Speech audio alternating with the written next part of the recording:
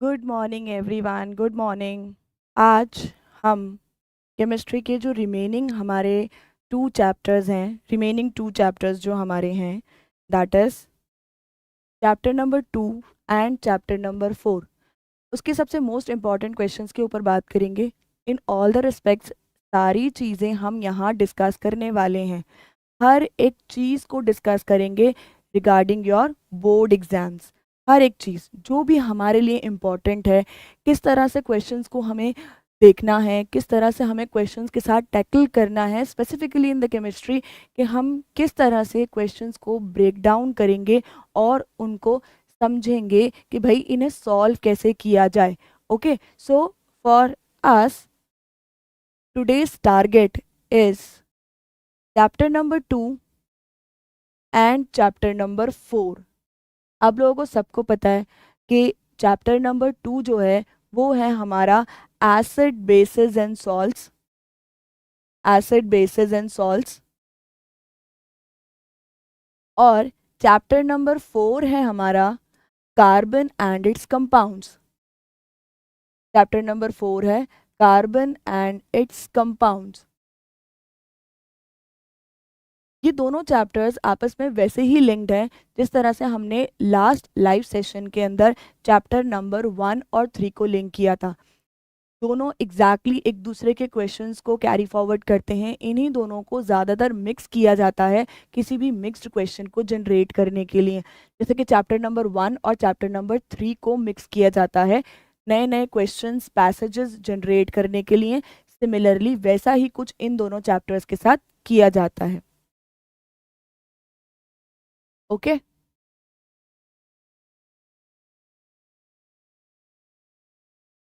तो हम आज स्टार्ट करते हैं हमारा चैप्टर नंबर 2 और चैप्टर नंबर 3 के ऑल द एक्सपेक्टेड क्वेश्चन। और हमारा टारगेट है हमारा बोर्ड 2026, जिसके लिए हम आज यहाँ पर प्रिपेयर कर रहे हैं। ठीक है, फर्स्ट है हमारे पास एमसीक्यूज, सबसे इम्पॉर्टेंट। और हमें यहाँ पर मोस्टली मार्क्स गेन करने का मौका मिलता है।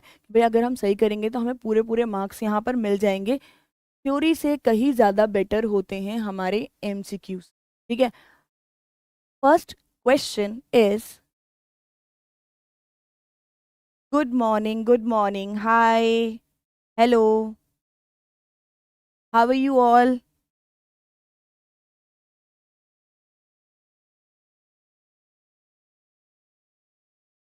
Okay, let's start the session, जहां हम जनरली हमारे चैप्टर नंबर 2 और चैप्टर नंबर 4 को डिस्कस करने वाले हैं कि भाई हमारे चैप्टर नंबर 2 और चैप्टर नंबर 4 में क्या क्या चीज़ें हमारे लिए इंपॉर्टेंट रहेंगी। तो first question is, which salt is used as disinfectant in drinking water. सबसे बेसिक क्वेश्चन है ये चैप्टर नंबर 2 का, कि और बहुत बार रिपीटेड भी है इन एनी फॉर्म। ये 2 मार्क्स असर्शन रीजन हर जगह पर हमें देखने को मिलता है। Hi Kalpana. Okay, calcium sulphate dot half H2O, ये जो ऑप्शन है ये है पीओपी का ऑप्शन, जिसको हम कहते हैं calcium sulphate hemihydrate. Okay, next है CaOCl2। अगर आपको याद हो तो ये ब्लीचिंग पाउडर की फॉर्म में हमने पढ़ा था, ये ब्लीचिंग पाउडर है। नेक्स्ट है हमारा Na2CO3.10H2O, ये हमारा वॉशिंग सोडा है, ये हमारा वॉशिंग सोडा है। और लास्ट है NaHCO3, ये हमारा बेकिंग सोडा है। अब ये कह रहा है कि इनमें से कौन है जिसे ड्रिंकिंग वाटर को प्यूरिफाई करने के लिए यूज किया जाता है। ठीक है, राम राम बेटा, कौन है जिसको यूज किया जाता है? तो ब्लीचिंग पाउडर को यूज किया जाता है यहाँ पर जनरली हमें ड्रिंकिंग वाटर्स को डिसइंफेक्ट करने के लिए। उसका रीज़न क्या है? कि ब्लीचिंग पाउडर हमें देती है क्लोरीन गैस। ये क्लोरीन गैस बहुत ज़्यादा इफ़ेक्टिव होती है माइक्रो ऑर्गेनिजम्स को किल करने के लिए, जो ज़्यादातर डिजीज कॉजिंग माइक्रो ऑर्गेनिजम्स होते हैं। You got the point? तो हमारे फर्स्ट क्वेश्चन का आंसर है ऑप्शन नंबर बी। सी नहीं है, जिसने भी सी ऑप्शन लिखा है उसने गलत लिखा है, क्योंकि जो हमारा बी ऑप्शन है वो ब्लीचिंग पाउडर है हमारा, और उसको ही जनरली यूज़ किया जाता है क्योंकि वो हमें क्लोरीन गैस प्रोवाइड करता है, और क्लोरीन गैस ही हमारे लिए बेटर होती है माइक्रो ऑर्गेनिजम्स को किल करने के लिए और वाटर को इन्फेक्ट करने के लिए। Okay, good. Next question. During the electrolysis of brine, brine electrolysis को हम कहते हैं chlor alkali process. Okay, if the membrane between the anode and the cathode is removed, the products will react to form. अच्छा, अगर आपको बहुत अच्छे से याद हो, अगर आपको याद हो तो क्लोर एल्कलाई प्रोसेस के अंदर जो ये हमारा क्लोर एल्कलाई प्रोसेस है, इसमें हम बेसिकली ये पढ़ते हैं कि दो इलेक्ट्रोड्स के बीच में हम एक मेम्ब्रेन प्लेस कर रहे हैं। दो इलेक्ट्रोड्स के बीच में एक तरफ होती है हमारी एनोड और एक तरफ होती है हमारी कैथोड, और इन दोनों के बीच में हम प्लेस कर रहे होते हैं एक मेम्ब्रेन। वो कह रहा है हमसे क्वेश्चन में कि क्या होगा अगर हम इस मेम्ब्रेन को रिमूव कर देंगे, क्या कोई चेंज आएगा प्रोडक्ट्स के अंदर, क्या वही प्रोडक्ट्स बनेंगे? ओके, आप लोग कह रहे हो सोडियम बाइकार्बोनेट बनेगा, but the answer is wrong, because जैसे ही हम इस मेम्ब्रेन को रिमूव करेंगे तो जो एनोड पर क्लोरीन गैस बन रही है वो क्लोरीन गैस कंबाइन हो जाएगी NaOH के साथ में। NaOH के साथ कंबाइन होगी तो ये बना लेगी sodium hypochlorite which is a bleach. ये क्या बना लेगी? सोडियम हाइपोक्लोराइट बना लेगी। और सोडियम हाइपोक्लोराइट एक ब्लीच होती है जिसका फॉर्मूला होता है NaOCl। ये सोडियम हाइपोक्लोराइट का फॉर्मेशन कर लेती है, जिसकी वजह से ही हम इस मेम्ब्रेन को नहीं रिमूव कर सकते। तो हम ये चाहते हैं कि भाई हमें जो हमारे डिज़ायर्ड प्रोडक्ट्स हैं सिर्फ वही मिलें, तो हमें इस मेम्ब्रेन को इंटैक्ट रखना पड़ेगा, इस मेम्ब्रेन को यहाँ पर प्लेस करना पड़ेगा, क्योंकि इसी मेम्ब्रेन की वजह से हमारे जो इंडिविजुअल प्रोडक्ट्स हैं वो कभी मिलेंगे नहीं। जैसे यहाँ हमें क्लोरीन मिलती है एनोड पर, कैथोड पर हमको हाइड्रोजन गैस मिलती है, as you already know about the process chlor alkali process, और जो सोल्यूशन है उसमें से हमको NaOH मिलता है। तो अगर हम इसको रिमूव कर देंगे तो क्लोरीन और NaOH दोनों आपस में कंबाइन हो जाएंगे, जिसकी वजह से जो प्रोडक्ट फॉर्म होगा वो B बनेगा, सोडियम हाइपोक्लोराइट। सोडियम हाइपोक्लोराइट बनेगा। अगर आप बहुत अच्छे से चीज़ों को और छोटे छोटे कंसेप्ट्स को पढ़ोगे, उनको समझने की कोशिश करोगे, ये नहीं सोचोगे कि भाई ये तो बहुत ही बेसिक है, हमको नहीं आएगा तो कुछ नहीं फर्क पड़ता है, बेसिक बेसिक क्वेश्चंस ही हमें मार्क्स गेन करने में हेल्प करते हैं। तो आपके पास आपका पेपर ऑलरेडी प्रेजेंट होगा, बस आपको बहुत बेसिक चीज़ें पता होनी चाहिए कि इसका क्या इम्पोर्टेंस है, ये क्यों प्रेजेंट है अगर कहीं पर प्रेजेंट है तो। जैसे कि ये, ठीक है, तो यहाँ पर हमारे मेम्ब्रेन का बहुत इंपॉर्टेंट रोल था भाई, कि अगर मेम्ब्रेन को रिमूव कर देंगे हम तो मेम्ब्रेन जो है हमारी, उसकी वजह से हमें बाय प्रोडक्ट्स मिल जाएंगे, यानी कि जिनकी हमको ज़रूरत नहीं है इस प्रोसेस के अंदर, वो प्रोडक्ट्स हमें ऑब्टेन हो जाएंगे। तो उससे बचने के लिए इस मेम्ब्रेन को इंटैक्ट रहना, प्रेजेंट होना बहुत ज़्यादा ज़रूरी है। ठीक है, I hope you got the concept, समझ आ गई? चलो next.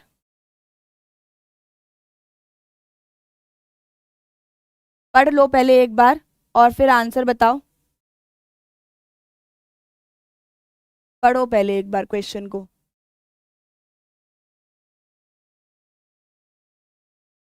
Which gas is evolved when sodium hydrogen carbonates react with ethanoic acid?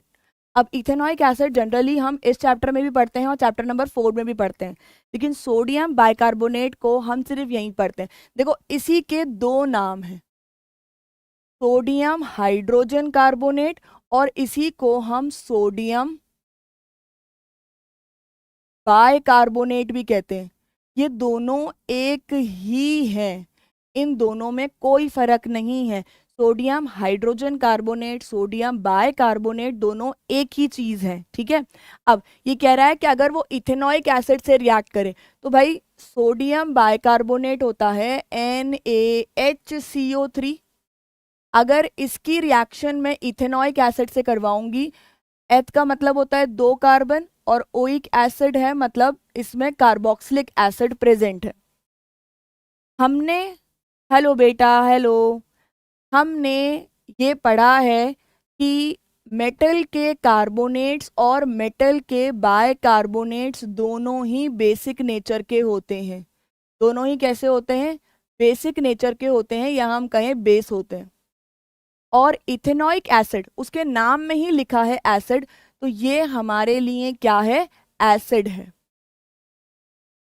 और एसिड और बेस जब आपस में रिएक्ट करते हैं तो बनता है सॉल्ट एंड वाटर। सॉल्ट बनेगा, वाटर बनेगा। लेकिन एक चीज आपको यहाँ इंपॉर्टेंट याद ये रखनी है कि जब कार्बोनेट्स और बाइकार्बोनेट्स एसिड के साथ रिएक्शन करते हैं तो एसिड बेस रिएक्शन के अकॉर्डिंग सॉल्ट और वाटर तो होता ही है, एक चीज और होती है and that is carbon dioxide gas. CO2 gas is the important thing which is released जब हमारा मेटल कार्बोनेट या मेटल बाइकार्बोनेट किसी भी एसिड के साथ रिएक्शन करेगा, ठीक है।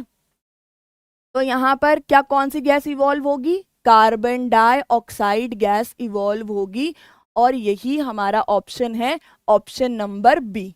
तो इसका आंसर क्या हो जाएगा? ऑप्शन नंबर बी हो जाएगा इसका आंसर। Very good. तो ये याद रखना है हमको, बहुत इंपॉर्टेंट है ये कि जब मेटल के कार्बोनेट्स और बाइकार्बोनेट्स किसी भी एसिड से रिएक्शन करते हैं तो हमें सॉल्ट मिलता है, वाटर, जो हमारा न्यूट्रलाइजेशन रिएक्शन के प्रोडक्ट्स होते हैं वो तो रहेंगे ही, लेकिन साथ साथ इसमें कार्बन डाइऑक्साइड गैस भी हमें इवॉल्व होती है, ठीक है। नेक्स्ट, इसी चीज को देखो, क्वेश्चन में कोई चेंज नहीं किया, क्वेश्चन वही है, बट पूछने का तरीका बदल दिया कि भाई उसी सेम क्वेश्चन को हम और कैसे पूछ सकते हैं, ये भी उन्होंने यहां पर हमको शो किया। Sodium hydrogen carbonate when added to acetic acid. अब एसिटिक एसिड और इथेनॉइक एसिड दोनों एक ही होते हैं। एसिटिक एसिड उसका कॉमन नेम है, इथेनॉइक एसिड उसका IUPAC नेम है, ठीक है, दोनों एक ही हैं। इवॉल्व्स अ गैस, यहां से एक गैस रिलीज होती है। विच out of the following is true about the gas? उस गैस को लेकर कौन सी बात सही है, आपको उसे टिक करना है, ठीक है। तो यहां देखो क्या क्या, कौन सी गैस रिलीज हुई थी, अभी पीछे पीछे पढ़ा हमने, कार्बन डाइऑक्साइड गैस। तो भाई कार्बन डाइऑक्साइड के जो फीचर्स होते हैं वो हमें याद रख के यहाँ पर टिक करने हैं। पहला, it turns lime water milky, हाँ ये करता है। It extinguishes a burning splint, yes ये भी करता है। फायर एक्सटिंग्विशर के अंदर हम इसको यूज करते हैं, अगर आपको याद हो तो। It has a pungent odour, इसकी ओडर का मतलब स्मेल होता है, ओडर का मतलब स्मेल होता है। क्या इसकी पंजेंट ओडर होती है? क्या कार्बन डाइऑक्साइड आपको आसपास फील हो रही है? नहीं होती, ठीक है। तो दो ऑप्शन सही आ रहे हैं, इसका मतलब ऑप्शन नंबर डी इसका सही है, both B and A, both B and A. Very good.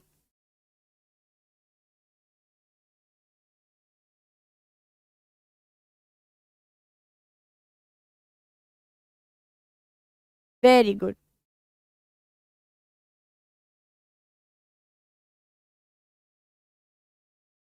चलो next, which of the following salts does not contain water of crystallisation? पहले तो ये बताओ what is water of crystallisation? किसी को पता है कि वाटर ऑफ क्रिस्टलाइजेशन क्या होता है? क्या आइडिया है किसी को what is water of crystallisation? Do anyone know about it? Okay, blue vitriol, ये पूछ रहा है इनमें से किसके पास वाटर ऑफ क्रिस्टलाइजेशन नहीं है। ब्लू विट्रियोल होता है कॉपर सल्फेट, और आपको पता है कॉपर सल्फेट के साथ 5 वाटर मॉलिक्यूल ऐड होते हैं। ये जो डॉट के बाद हमने 5 वाटर मॉलिक्यूल्स लिखे हैं, इसे ही वाटर ऑफ क्रिस्टलाइजेशन कहा जाता है। यही वाटर ऑफ क्रिस्टलाइजेशन है। इनकी प्रेजेंस एक सॉल्ट को उसके लेटर्स में कलर प्रोवाइड करने में, स्टेबिलिटी प्रोवाइड करने में हेल्प करती है। ये बहुत ज़्यादा इम्पॉर्टेंट होते हैं किसी भी सॉल्ट के लिए अगर ये प्रेजेंट हैं तो। बट इनकी प्रेजेंस की वजह से कभी भी सॉल्ट आपको वेट फील नहीं होगा, उसमें आपको कोई मॉइस्चर फील नहीं होगा, वो आपको ड्राई ही दिखता है। तो इन्हें हम वाटर ऑफ क्रिस्टलाइजेशन कहते हैं। बेकिंग सोडा, बेकिंग सोडा होता है NaHCO3, इसमें कोई डॉट के बाद वो नहीं है वाटर मॉलिक्यूल। वॉशिंग सोडा होता है Na2CO3 डॉट 10H2O, और लास्ट जिप्सम होता है CaSO4 calcium sulphate dot dihydrate. 2 water के मॉलिक्यूल इसमें प्रेजेंट होते हैं डॉट के बाद, ठीक है।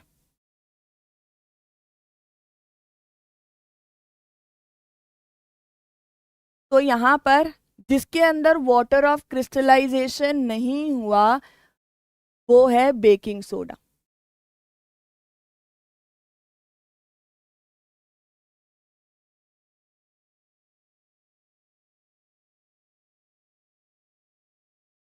सही है, बी ऑप्शन इज द। अच्छा, अगर ये क्वेश्चंस नहीं आए तो देखो, ये सब क्वेश्चंस एनसीईआरटी के हैं, ठीक है। अगर आएगा तो इन्हीं के आसपास से आएगा। कोई भी ये नहीं कह सकता कि भाई जो मैंने क्वेश्चन लिख दिया है ऐसा का ऐसा क्वेश्चन आपको मिल जाएगा। वो थोड़ी पेपर बना रहा है, पेपर तो एग्जामिनर्स बना रहे हैं। यहाँ पर बात यह है कि एनसीईआरटी के बाहर कुछ नहीं जाएगा। तो हम मोस्ट एक्सपेक्टेड की बात करते हैं, तो एनसीईआरटी के बाहर आपका कोई क्वेश्चन नहीं जाने वाला है। और एनसीईआरटी के ये वो कुछ इंपॉर्टेंट टॉपिक्स हैं जिसमें हर बार कोई नया नया एडिशन करके उनको मॉड्यूलेट करके आपसे पूछा जाता है। तो क्वेश्चंस इसके बाहर नहीं जा सकते क्योंकि ये सारा का सारा कंटेंट एनसीईआरटी का ही है। ओके, चलो नेक्स्ट क्वेश्चन। तो इसका ऑप्शन हो जाएगा हमारा बी, क्योंकि यहाँ पर हमारे पास जो बेकिंग सोडा है उसके पास कोई डॉट के बाद वाटर मॉलिक्यूल नहीं लिखा हुआ है, which represents water of crystallisation, जो एक सॉल्ट को उसके लेटर्स में हेल्प करते हैं, ठीक है। तो बेकिंग सोडा हो जाएगा answer, that is the B option. चलो next, a sample of soil is mixed with water and allowed to settle. Soil का सैंपल, ये आपको पता है ना, बहुत अच्छे से बायो में भी करते हैं ये चीज़ हम, कि अगर मुझे चेक करना है कि मेरी सॉइल का क्या पीएच है तो जनरली सॉइल को वाटर वाटर के अंदर हम मिक्स करते हैं और उसके बाद उसको सेटल होने देते हैं, ठीक है। तो एक सॉइल सैंपल को हमने पानी के साथ मिक्स किया और उसको सेटल होने दिया। द क्लियर सुपरनेटेंट, सुपरनेटेंट का मतलब होता है जो ऊपर ऊपर का पानी रह जाएगा उसमें सारे के सारे सॉल्ट्स जो हैं वो डिजोल्व हो जाएंगे। Solution turns pH paper yellowish orange. Yellowish orange colour का पीएच पेपर हो रहा है। इसका मतलब ये है कि इसका जो नेचर है वो एसिडिक नेचर है, वो एसिडिक नेचर है, वो एसिड है, उसका ये मतलब हो रहा है, ठीक है। Which of the following would change the color of this pH paper to greenish blue? अगर मुझे ग्रीनिश ब्लू करवाना है तो ग्रीनिश ब्लू शेड जो होता है वो बेस का होता है, यानी कि मुझे बेसिक चेंज करवाना है, इसको मुझे एसिडिक से बेसिक मीडियम में कन्वर्ट करवाना है, ठीक है। तो first is lemon juice, lemon juice already acid होता है तो एसिड में एसिड डालोगे तो उसकी एसिडिटी और बढ़ जाएगी। विनेगर इज एसिडिक एसिड, तो ये भी एसिड है। कॉमन सॉल्ट, देखो कॉमन सॉल्ट होता है हमारा NaCl और NaCl होता है न्यूट्रल सॉल्ट। और लास्ट है हमारा एंटासिड्स। अगर आपको याद हो तो एंटासिड्स के अंदर जनरली हम NaHCO3 की बात करते हैं, बेकिंग सोडा की, जो बेस होता है, और दूसरा हम बात करते हैं मैग्नीशियम हाइड्रोक्साइड की, MgOH2 की, और ये दोनों ही बेसिक नेचर के होते हैं। तो एक एसिड में अगर हम थोड़ा सा स्ट्रॉन्ग बेस ऐड करेंगे तभी जाकर वो ग्रीनिश ब्लू पे चेंज होगा, यानी कि आंसर बन जाएगा ये डी इज द ऑप्शन जो सही है। ठीक है,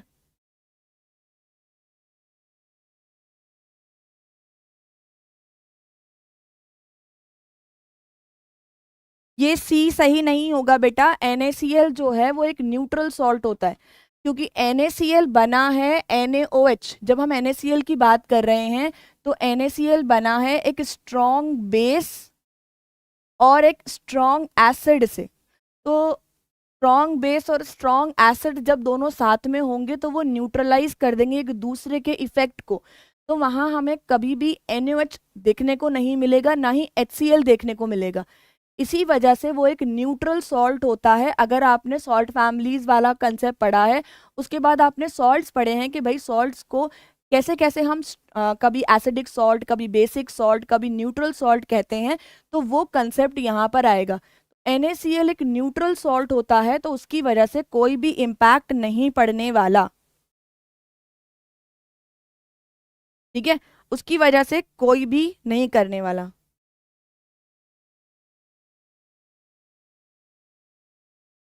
ठीक, पढ़ लो, बातें मत करो। चलो next, identify the correct statement regarding the pH scale. PH scale को लेकर एक करेक्ट स्टेटमेंट आपको प्रोवाइड करनी है कि इनमें से कौन सा स्टेटमेंट पीएच के लिए करेक्ट है। चलो ये बताओ कि पीएच होती क्या है। What is pH? What is pH? First statement कह रहा है higher the H+ ion concentration higher is the pH value. अगर याद हो तो मैंने लास्ट टाइम बताया था आपको कि pH is inversely proportional to the H+ ion concentration. pH inverse होती है H+ आयन कंसंट्रेशन के।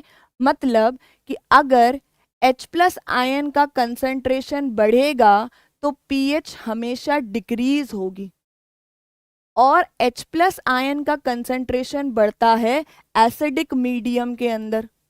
H+ आयन का कंसंट्रेशन बढ़ता है एसिडिक मीडियम के अंदर। ठीक है, इसका मतलब ये स्टेटमेंट हो गई है wrong. pH of 7 represents a neutral solution. हाँ ये सही है।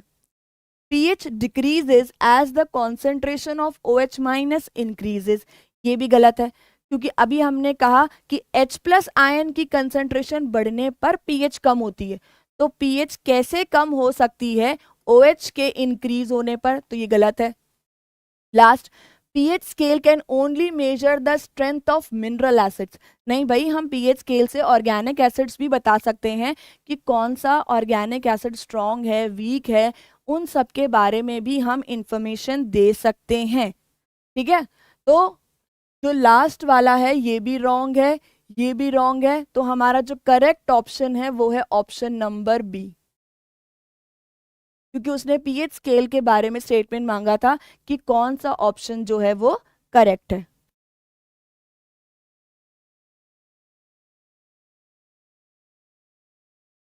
होप यू ऑल अंडरस्टैंड, बात समझ में आ गई। चलो नेक्स्ट, ये क्वेश्चन जो है जनरली आपको 5 मार्क्स में मिलेगा, और 5 मार्क्स के जो ऑप्शंस होते हैं उनके अंदर जनरली ये क्वेश्चन देखा जाता है, विच of the following is the correct structural formula of ethyne. Ethyne का स्ट्रक्चरल फॉर्मूला देना है। तो देखो इथाइन लिखा है,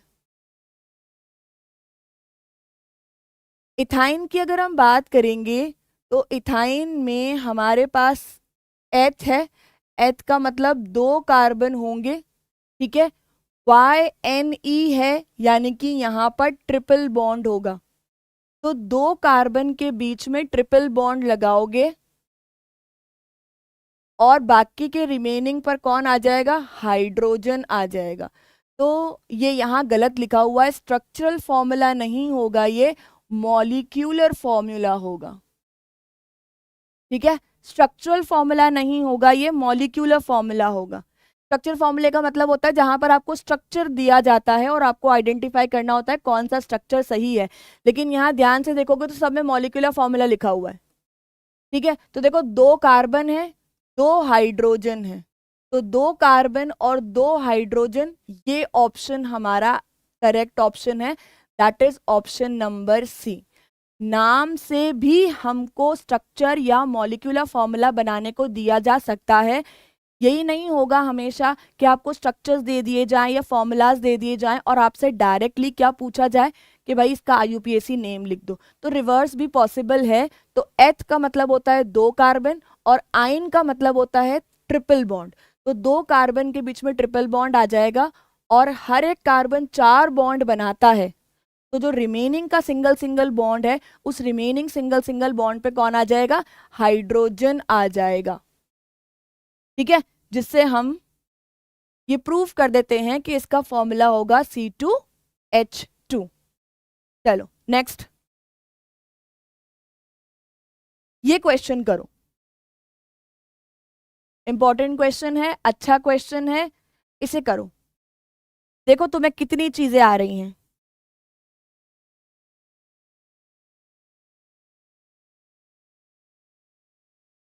हाइड्रोकार्बन एक्स, मैंने आगे कुछ सोचना ही नहीं है, उसने कहा है हाइड्रोकार्बन है, इसका ये मतलब है कि हाइड्रोकार्बन का मतलब हो गया कि इस कंपाउंड में सिर्फ और सिर्फ हाइड्रोजन और कार्बन है, इसके अलावा और कुछ नहीं आएगा, क्योंकि उसका नाम कह रहा है मैं हाइड्रोकार्बन हूं।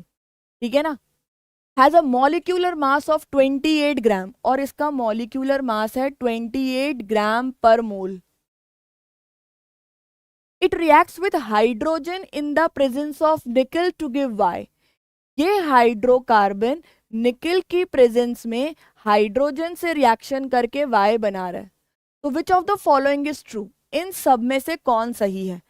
पहले तो मुझे ये पता होना चाहिए कि निकल वाला कंसेप्ट किस हाइड्रोकार्बन के साथ मैच करता है। अगर आपको याद हो तो एनसीईआरटी के अंदर हमें बताया गया है कि जो हमारी एल्कीन्स, वो जिनमें डबल बॉन्ड होता है कार्बन कार्बन के बीच में, और दूसरे हमारे एल्काइंस, वो जिनमें ट्रिपल बॉन्ड होता है in between carbon and carbon, वो रिएक्ट करते हैं निकल के साथ में इन द प्रेजेंस, मतलब हाइड्रोजन रिएक्ट करता है निकल की प्रेजेंस में और ये कन्वर्ट होते हैं सैचुरेटेड के अंदर, यानी कि एल्केन्स के अंदर कन्वर्ट होते हैं, सैचुरेटेड कंपाउंड्स में कन्वर्ट हो जाते हैं, यानी कि एल्केन्स। एल्केन्स मतलब कार्बन कार्बन सिंगल बॉन्ड के अंदर ये कन्वर्ट हो जाते हैं। ठीक है, तो इन दोनों में से ही कोई होना चाहिए, या तो एल्कीन होगा या फिर एल्काइन होगा ये हाइड्रोकार्बन। ठीक है, अब देख लो, इथेन तो नहीं हो सकता क्योंकि इथेन प्रोडक्ट है, यहां आना चाहिए, वाई इथेन होगा। तो अब ध्यान से देखोगे तो देखो इसमें एक ये ऑप्शन है जहां पर इथेन वाई है और एक ये ऑप्शन है जहां इथेन वाई है, तो इसका मतलब ऑड वन आउट कर दोगे तो ये दोनों तो कैंसिल हो जाएंगे। अब बचा सिर्फ ये और ये, मैंने कुछ नहीं किया, सिर्फ अपने कंसेप्ट को मैंने ऑड वन आउट करके ऑप्शंस को रिमूव करना शुरू किया। ठीक है, अब दूसरा देखो, ये कह रहा है मीथेन है, तो भाई मीथेन से इथेन तो नहीं बन सकता क्योंकि ये भी एल्केन है और ये भी एल्केन है, तो ये ऑप्शन भी गया, तो सिर्फ बचता है हमारा ये ऑप्शन। अब इस चीज को हम प्रूव कर लेते हैं कि ये इथीन ही है, CH2 डबल बॉन्ड CH2। इसकी रिएक्शन जब तुम निकल से करवाओगे इन द प्रेजेंस ऑफ हाइड्रोजन जो होगा, निकल की प्रेजेंस में जब रिएक्ट करेगा तो ये बनाएगा CH3 single bond CH3 which is an ethane, जो ईथेन होगा। तो देखो ईथीन वाई में कन्वर्ट हो जाएगी जिसे हम ईथेन कहते हैं। Very good, B option is the correct option. Hope you all understand कि क्या चल रहा है, कैसे चल रहा है, बात समझ में आ रही होगी सबको। ठीक है,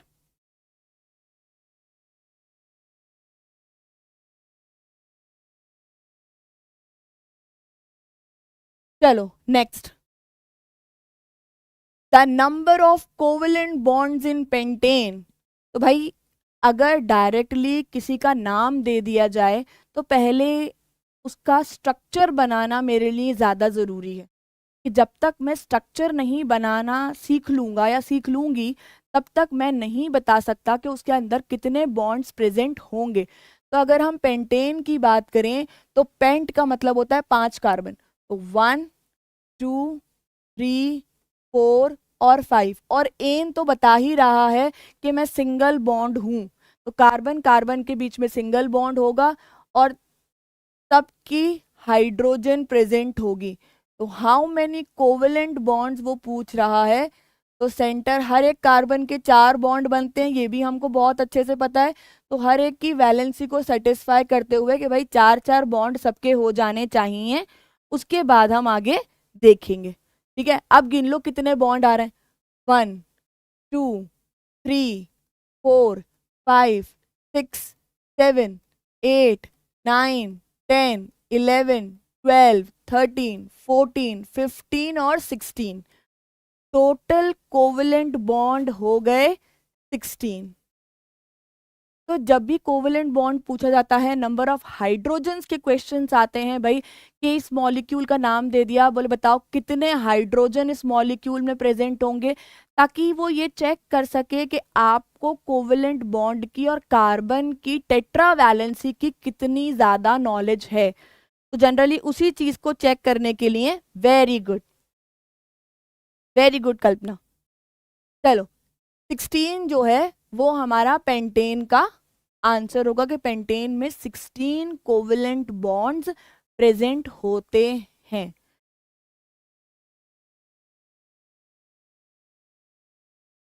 अगेन इंपॉर्टेंट टॉपिक,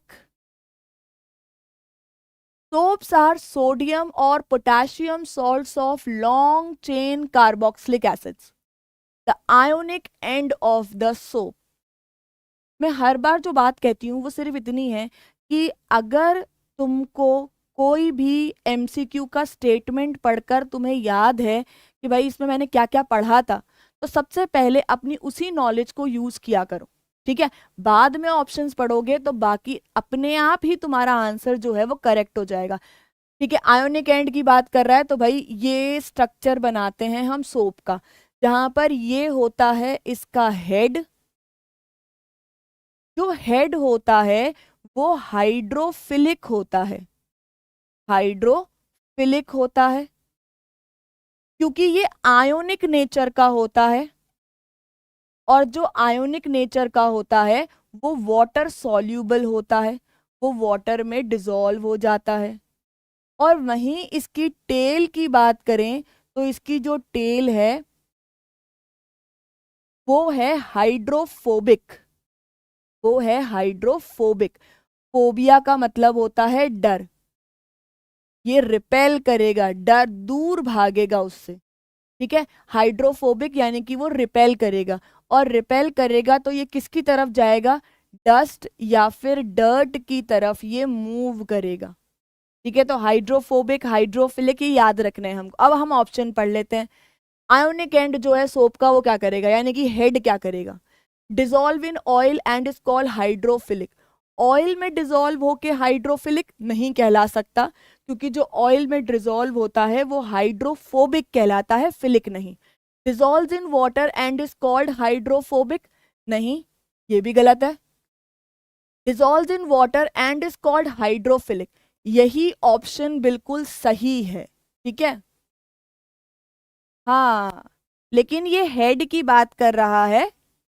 ठीक है, हेड जो है dissolve in water and is called hydrophilic, और head dissolve in oil and is called hydrophobic. देखो ये स्टेटमेंट तो सही है कि ऑयल में डिजोल्व होने वाला हाइड्रोफोबिक होता है, बट ये हेड के लिए नहीं है, ये टेल के लिए है, तो इसका मतलब ये भी गलत हो गया। तो only option is C option. इससे पहले कि तुम लोग ऑब्जेक्शन करते, मैंने तुमको बता दिया है कि भाई वो स्पेसिफिकली आयोनिक एंड की बात कर रहा है, उसने पूरे सोप मॉलिक्यूल की बात नहीं की।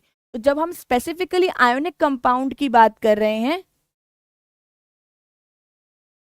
अगर आपको क्वेश्चन का आंसर नहीं मालूम तो सबसे पहले अपनी मेमोराइजेशन को स्ट्रॉन्ग करना पड़ेगा आपको, ठीक है।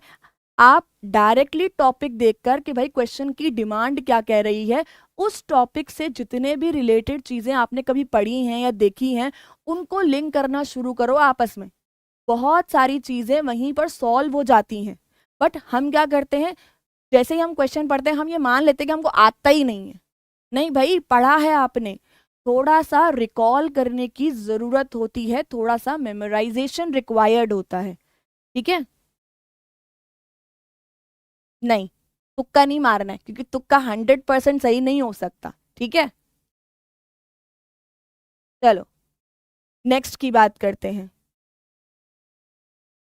विच of the following will go addition reaction, इनमें से कौन एडिशन रिएक्शन देगा। अच्छा मुझे बताओ किस किस को पता है एडिशन रिएक्शन एक्चुअल में क्या होती है।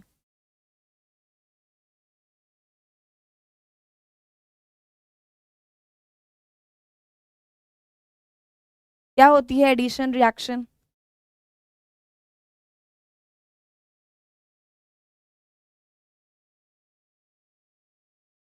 Addition reaction, addition reactions generally हम किसी भी मॉलिक्यूल के ऊपर कोई न्यू एटम ऐड करवाते हैं, लेकिन पुराने मॉलिक्यूल में जितने भी एटम्स हैं उनमें कोई चेंज नहीं होना चाहिए। हमेशा कोई नया आकर उसमें जुड़ने की जगह होगी, तभी वो एडिशन रिएक्शन प्रॉपरली दे पाएगा।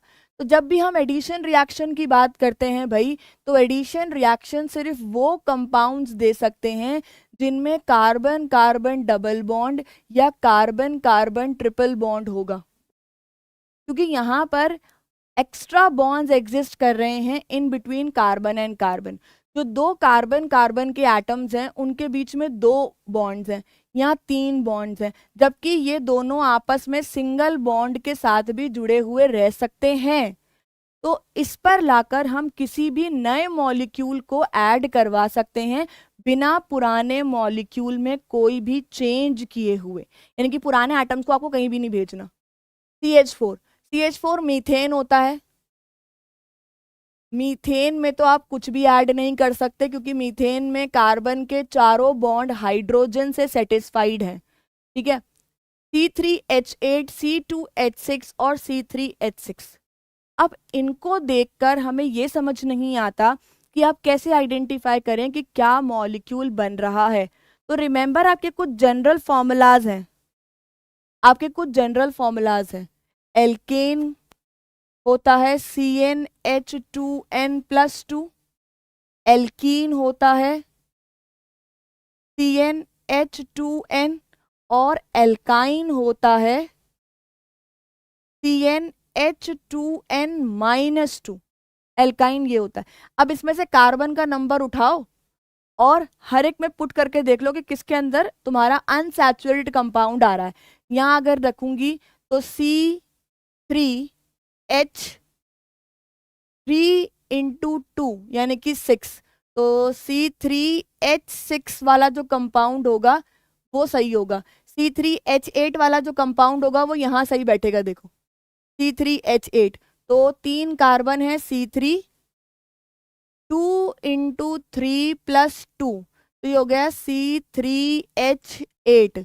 तो ये बन रहा है तुम्हारा एल्केन, और एल्केन कभी एडिशन रिएक्शन नहीं देता, कभी भी एल्केन एडिशन रिएक्शन नहीं देता। देखो एल्कीन में से एक फॉर्मूला निकल के आ रहा है C3 वाले में से, ये वाला।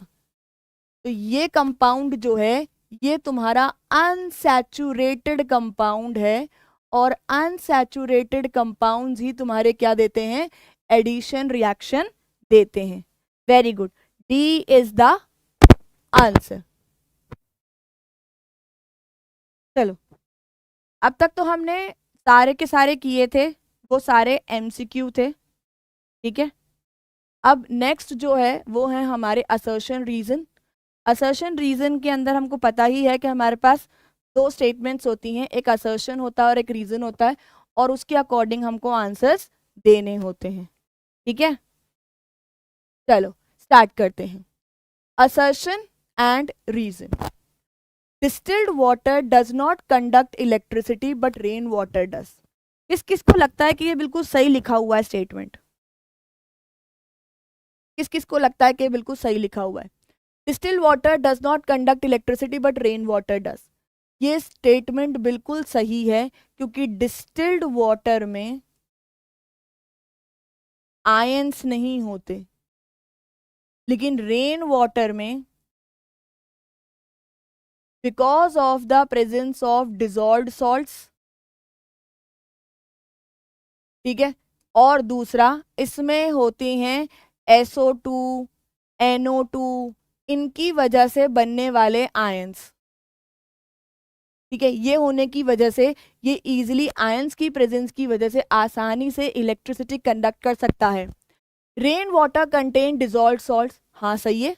And gases like nitrogen, oxygen that form ions.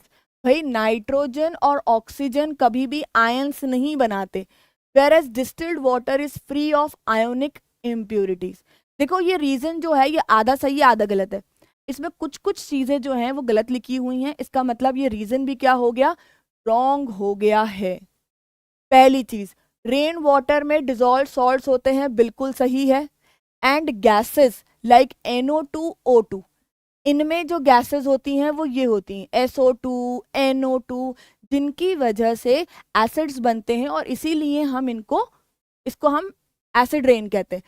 That form ions whereas distilled water is free of ionic impurities। ठीक है, तो रेन वाटर में जनरली जो है वो हमारे NO2, SO2 ऐसी गैसेस प्रेजेंट होती हैं। N2O2 होती हैं बट वो कभी भी आयंस नहीं बनाती हैं। ठीक है, कभी भी आयंस नहीं बनाती। तो assertion is true but reason is false. ठीक है, चाहे हम नॉर्मल रेन वाटर की बात करें चाहे हम एसिडिक रेन वाटर की बात करें, सम अमाउंट ऑफ पॉल्यूटेंट्स तो एनवायरनमेंट में प्रेजेंट होते ही हैं, जिसकी वजह से हमें आयंस देखने को मिलते हैं। नेक्स्ट फिर इम्पॉर्टेंट है, क्योंकि पीओपी पे जिप्सम पे बहुत बार क्वेश्चंस आते ही हैं हमारे सेकेंड चैप्टर में से। Assertion, plaster of Paris should be stored in moisture proof containers। Remember, POP को हमेशा मॉइस्चर प्रूफ कंटेनर्स में रखा जाता है, क्योंकि ये जो मॉइस्चर होता है उसे एब्जॉर्ब करके बिकम हार्डन, ये हार्ड हो जाता है बहुत ज़्यादा। ठीक है, ये बहुत ज़्यादा हार्ड हो जाता है, तो इसे मॉइस्चर प्रूफ में रखा जाता है, सही है। On coming in contact with moisture, POP turns into a hard solid mass called gypsum। Yes, both are correct. Assertion is correct, reason is correct, and also the correct explanation of assertion। Good, very good। जी बोले, क्या doubt है आपका?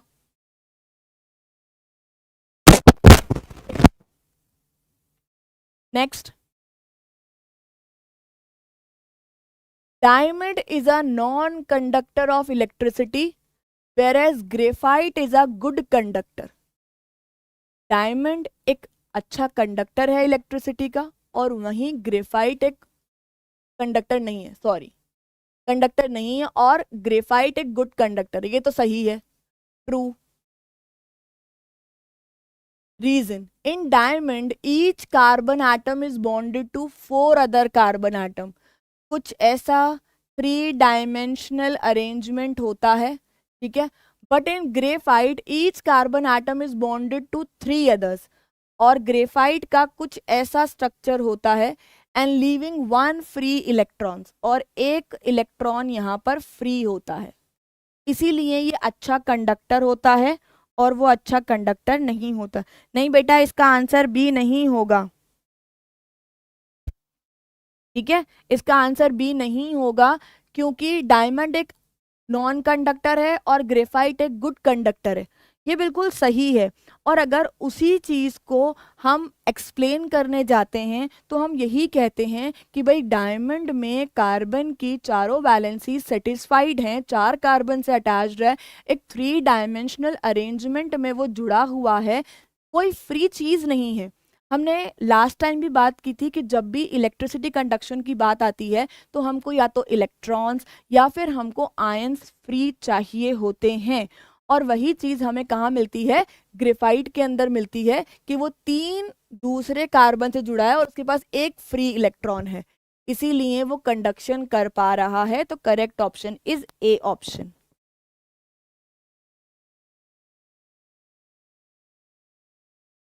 हाँ very good, free electron होना चाहिए तभी conductor कहलाएगा, otherwise नहीं कहलाएगा। जैसे हमने मेटल के बारे में बात करते थे कि भाई मेटल के अंदर यही प्रॉपर्टी होती है कि मेटल के पास फ्री इलेक्ट्रॉन्स होते हैं, और उसी वजह से मेटल एक गुड कंडक्टर ऑफ इलेक्ट्रिसिटी होता है। ठीक है, तो ऑप्शन नंबर ए इसका आंसर होगा कि assertion reason are true and reason is the correct explanation. Reason में कोई दिक्कत नहीं है, बिल्कुल सही एक्सप्लेनेशन दिया गया है। ठीक है, next, vegetable oils are converted into vegetable ghee by the process of hydrogenation। Vegetable oil को वेजिटेबल घी में कन्वर्ट किया है by the process of hydrogenation. यहां ध्यान रखना, हाइड्रोजिनेशन का मतलब होता है एडिशन ऑफ हाइड्रोजन। आप एडिशन कर रहे हो हाइड्रोजन का, और अभी थोड़ी देर पहले मैंने तुमको बताया, हाँ तो बेटा रीजन में बॉन्ड के बारे में बताएगा तभी तो वो एक्सप्लेन कर पाएगा कि कंडक्टर क्यों है और क्यों नहीं है। अगर वो डायरेक्ट लिख देता फ्री इलेक्ट्रॉन, भाई फ्री इलेक्ट्रॉन के बारे में भी तो उसने लिखा है ना कि एक इलेक्ट्रॉन फ्री होता है और बॉन्ड्स जो हैं वो इस तरह से बने होते हैं, इसीलिए एक इलेक्ट्रॉन फ्री रह जाता है, और उसी फ्री इलेक्ट्रॉन की वजह से वो कंडक्टर की तरह काम करता है। ठीक है,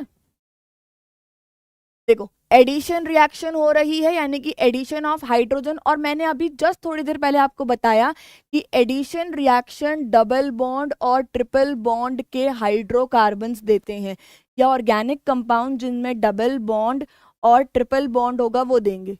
रीजन क्या लिखा है इसमें, hydrogenation is a substitution reaction. लो, आगे पढ़ने की जरूरत नहीं है तुमको, हाइड्रोजनेशन एक एडिशन रिएक्शन है, सब्स्टिट्यूशन रिएक्शन नहीं है, तो इसका मतलब यहीं पर ये गलत हो गया। तो A is true but reason is false, तो assertion is true and reason is false, ये आंसर होगा इसका सी। सी आंसर होगा इसका।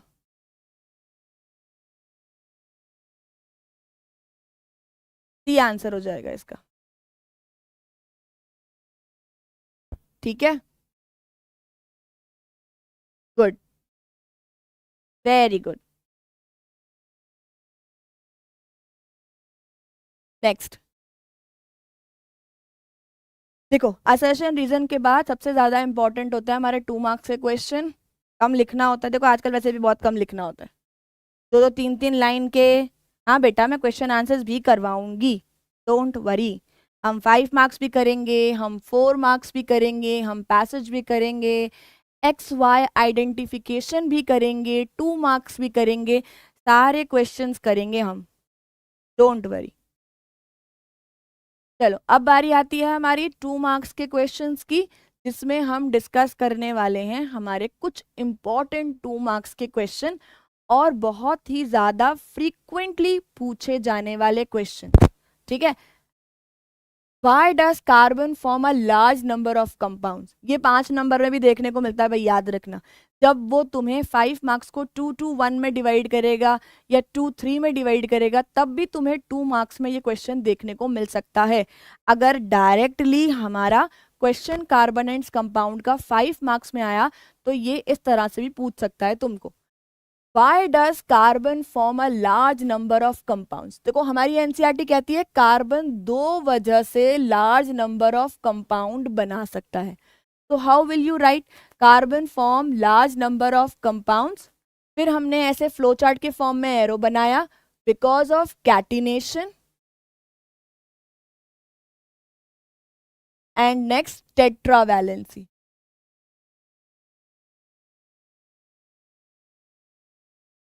जब हम कार्बन के कंपाउंड्स की बात करते हैं तो कार्बन इतने सारे कंपाउंड हमारी एनसीईआरटी के अकॉर्डिंग इन 2 वजह से बना सकता है। कैटिनेशन की वजह से, कैटिनेशन का मतलब होता है सेल्फ लिंकिंग, यानी कि कार्बन कार्बन से जुड़कर क्या करेगा, लॉन्ग चेन्स बना लेगा, लंबी लंबी चेन बना लेगा।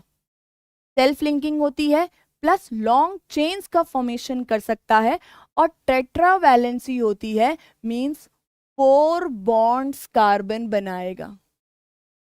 अब यहां ध्यान से अगर आप लोग देखोगे तो मैंने किसी लैंग्वेज का यूज नहीं किया, ना इज ना द। जनरली यही इश्यूज रहते हैं कि हमसे सेंटेंसेस प्रॉपरली जनरेट नहीं हो रहे हैं। तो you can use this kind of method जहां पर आप कम से कम वर्ड्स के अंदर अपनी पूरी बात एक्सप्लेन कर पा रहे हो, और 2 मार्क्स में बड़ी आधे आधे पेज की थ्योरी लिखने की हमें कोई नीड ही नहीं है। तो भाई मैंने एक छोटा सा क्वेश्चन था उसको फ्लो चार्ट के फॉर्म में डिवाइड कर दिया कि हमें कैटिनेशन से बहुत सारे कंपाउंड बनते हैं और टेट्रावैलेंसी से बनते हैं। कैटिनेशन क्या होता है, सेल्फ लिंकिंग होती है जिसकी वजह से लंबी लंबी चेन बनती है। अब चाहो तो बना के दिखा दो कि भाई इस तरह से कार्बन जो है लॉन्ग चेन्स जनरेट करता है। 4 बॉन्ड बनाएगा, तो 4 बॉन्ड बनाएगा तो उसको बना के भी दिखा दो कि चारों बॉन्ड या तो कार्बन से बना लेगा या चारों बॉन्ड वो किसी दूसरे एटम के साथ बना लेगा। ये देखो ये मीथेन बना दिया मैंने। तो हम एग्जाम्पल्स के फॉर्म में बहुत कुछ एक्सप्लेन कर सकते हैं, क्योंकि हम बहुत बार थ्योरी में नंबर गवा देते हैं, इसीलिए एमसीक्यूज को ज्यादा प्रेफर करते हैं। ठीक है, तो क्यों करता है कार्बन बड़े बड़े अलग अलग क्यों कंपाउंड्स बना लेता है, कैटिनेशन, लॉन्ग चेन्स बना सकता है खुद के साथ भी, दूसरे एटम्स के साथ भी, हाइड्रोजन ऑक्सीजन इनके साथ भी, और सेल्फ लिंकिंग इंपॉर्टेंट होती है, कार्बन कार्बन के साथ जुड़ जाता है। और दूसरा टेट्रावैलेंसी, एक बार में 4 बॉन्ड बनाएगा, इसकी वजह से उसको किसी और से जुड़ने में आसानी हो जाती है। ठीक है, चलो next. Why should curd and sour substances not be kept in brass and copper vessels? अच्छा, अभी रिसेंटली ये जो कॉपर वेसल वाला कंडीशन है, यहाँ पर हमको ये याद रखना होता है कि भाई कॉपर के जो वेसल्स होते हैं they are very good to store water, पानी रखने के लिए बहुत अच्छे हैं। बट किसी और एसिडिक सब्सटेंस को, जिसके हमारे मिल्क हो गया, कर्ड हो गया, लेमनेड हो गया, मतलब शिकंजी हो गई, इनको आप डायरेक्टली कॉपर या ब्रास वेसल्स में नहीं रख सकते। अब अगर किसी को नहीं पता कि ब्रास क्या है, तो ब्रास अलॉय है कॉपर का, जिसमें कॉपर मैक्सिमम और इसके साथ में जिंक प्रेजेंट होता है। कॉपर और जिंक के कॉम्बिनेशन को हम ब्रास कहते हैं। ठीक है, तो यहाँ पर हमको ये ध्यान रखना है कि यहाँ भी कॉपर हमारा मेन और प्रोमिनेंट मेटल है, तो इसीलिए इसके अंदर भी हम नहीं रख सकते हैं किसी भी एसिडिक सब्सटेंस को। एसिड की बात कर रहा है ये, कर्ड भी एसिडिक होता है, सार सब्सटेंसेस आपको पता है ये खट्टी चीजें, हम एसिड को डिफाइन ही ऐसे करते हैं कि वो वेरी गुड। जब ये दोनों आपस में रिएक्शन करते हैं तो इनसे बनते हैं सॉल्ट्स। ये सॉल्ट्स हमारी बॉडी के लिए टॉक्सिक होते हैं, या हम कहते हैं इनको पॉइजनस, और इसी वजह से इनका कंजम्पशन जो है वो बन जाता है हमारे लिए हार्मफुल, वो हमारे लिए बन जाएगा हार्मफुल। इसी वजह से हम जनरली किसी भी कर्ड को या किसी भी एसिडिक सब्सटेंस को कॉपर के अंदर या कॉपर से बने हुए किसी भी चीज के अंदर हम उसे प्लेस नहीं करते। ठीक है, तो ये one of the important question है। नेक्स्ट पढ़ो।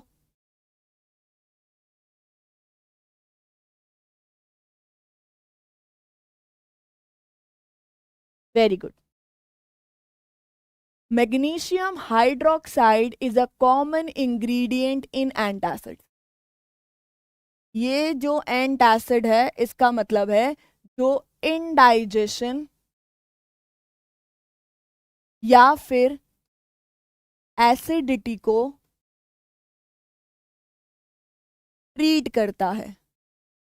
ये चींटियों के एसिड की बात नहीं कर रहा है, ठीक है ना। Right the chemical equation for its reaction with stomach acid and name the type of reaction. इस एंटासिड की HCl के साथ में रिएक्शन लिखनी है और आपको बताना है कि कौन से टाइप की रिएक्शन हो रही है। अब मैग्नीशियम हाइड्रोक्साइड है तो MgOH2 when reacts with HCl, MgOH2 is a base, HCl is acid, तो एसिड बेस मिलते हैं तो बनेगा सॉल्ट MgCl2 और बनेगा वाटर। ये कौन से टाइप की रिएक्शन है? ये न्यूट्रलाइजेशन रिएक्शन है। देखो 2 लाइन में मैंने आंसर खत्म कर दिया, ना कोई कहानी लिखी है ना कुछ लिखा है, ठीक है। तो अब यहां याद रखना है कि ये जो इक्वेशन लिखने के लिए इसने आपको बोला है ये बैलेंस्ड होनी चाहिए, बैलेंस्ड लिखोगे। दूसरी इंपॉर्टेंट चीज यहां पर इनकी स्टेट्स भी मेंशन करनी है हमको कि भाई सॉलिड स्टेट में यूज हो रहा है, लिक्विड स्टेट में यूज हो रहा है, एक्वस स्टेट के अंदर यूज हो रहा है या ये गैशियस स्टेट में यूज हो रहा है, वो भी आपको मतलब आपको कंप्लीट केमिकल इक्वेशन लिख के दिखानी है जब भी वो आपसे इक्वेशन की बात करेगा। ओके, MgCl नहीं होता, MgCl2 होगा। मैग्नीशियम की वैलेंसी या उसके ऊपर जो चार्ज होता है वो प्लस का 2 होता है, ठीक है, वैलेंसी 2 होती है मैग्नीशियम की। तो ये हमारा क्वेश्चन हो गया। चलो ये करो, पहले पढ़ो और ये करो।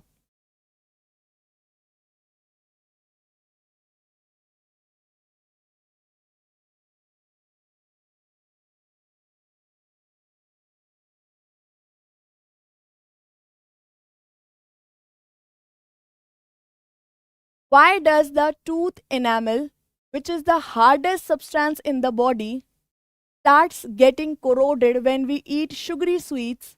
Suggest a chemical remedy. क्या होगा अगर हमारा जो हार्डेस्ट सब्सटेंस है वो कोरोड होना शुरू हो जाएगा? उसके पीछे का रीजन क्या है और हम उसे किस तरह से ट्रीट करेंगे? अच्छा, इसको याद है, तुम लोग कहते हो दांतों में कीड़े लग गए, वो एक्चुअल में कैविटीज कहलाती हैं। और ये कैविटीज कैसे जनरेट होती हैं? देखो, जब भी हमने कोई फूड कंज्यूम किया तो हमारे जो टीथ होते हैं उन्हें क्रश करते हैं, यहाँ थोड़ी सी बायोलॉजी आ जाएगी, और उसे ग्राइंड करते हैं, जिसकी वजह से कुछ फूड पार्टिकल्स जो होते हैं वो हमारे टीथ में स्टक हो जाते हैं, फंस जाते हैं, और यही हमारा मेन पार्ट होता है हमारे टूथ के डिग्रेडेशन का। अब यहां से क्या होगा, जो हमारे माउथ में बैक्टीरिया हैं, जो हमारे माउथ के बैक्टीरियाज हैं, वो इनके ऊपर जो ये स्टक्ड फूड आइटम्स हैं इन पर काम करने लगेंगे और इन्हें इन शुगर्स को कन्वर्ट करवा देंगे किसमें? एसिड्स के अंदर। और ऐसा नहीं है कि आप एक बार ब्रश नहीं कर रहे हो तो ये डायरेक्टली कैविटी एक दिन में हो जाएगी, ये एक टाइम बीइंग प्रोसेस है, धीरे धीरे होता है, स्लो प्रोसेस होता है। जब आपका इनेमल जो कैल्शियम फॉस्फेट का बना हुआ है वो रेगुलरली एसिड के कांटेक्ट में आता रहेगा तो दिस विल जनरेट कैविटीज, और इसी वजह से कैविटीज होती हैं। वो जो ब्लैकिश रीजन्स बन जाते हैं हमारे टीथ के ऊपर, उन्हें हम कैविटीज कहते हैं। फूड कंज्यूम करने पर क्रश करते हैं, ग्राइंड करते हैं हमारे टीथ, तो फूड पार्टिकल टीथ के बीच में फंस जाते हैं। इन्हीं टू पार्टिकल्स के ऊपर बैक्टीरियाज अटैक करते हैं, इन शुगर्स को एसिड्स में कन्वर्ट करवाते हैं, और जब ये एसिड्स रेगुलरली हमारे कांटेक्ट में आती रहती है, ठीक है, तो उसके साथ में ये डायरेक्टली हमारे जितने भी टीथ होते हैं उन्हें खराब करने की कोशिश करते हैं। क्या केमिकल रेमेडी हो सकती है? We use toothpaste. Mild bases use कर सकते हैं हम, ताकि उन्हें हम रेगुलरली न्यूट्रलाइज कर सकें। और हाइजीन तो मेंटेन करनी ही चाहिए, एटलीस्ट जब भी हम खाना खाते हैं उसके बाद एक कुल्ला तो करना ही चाहिए, ताकि मुंह से जितनी भी स्टक्ड फूड आइटम्स हैं वो सारे हम निकाल सकें। ठीक है। A salt X is used in the manufacture of glass and paper। ठीक है, ग्लास और पेपर के मैन्युफैक्चरिंग में ये सॉल्ट यूज हो रहा है। It is the product of reaction between a strong base and a weak acid.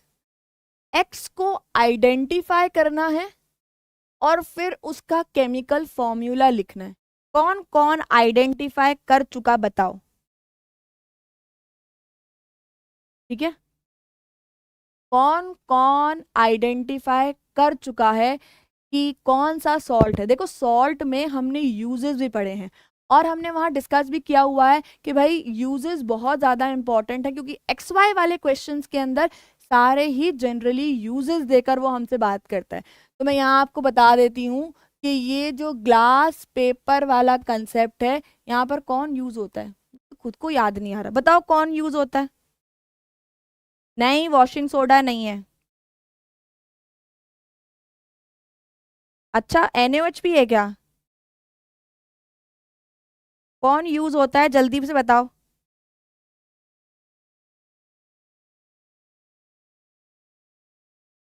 बताओ भाई।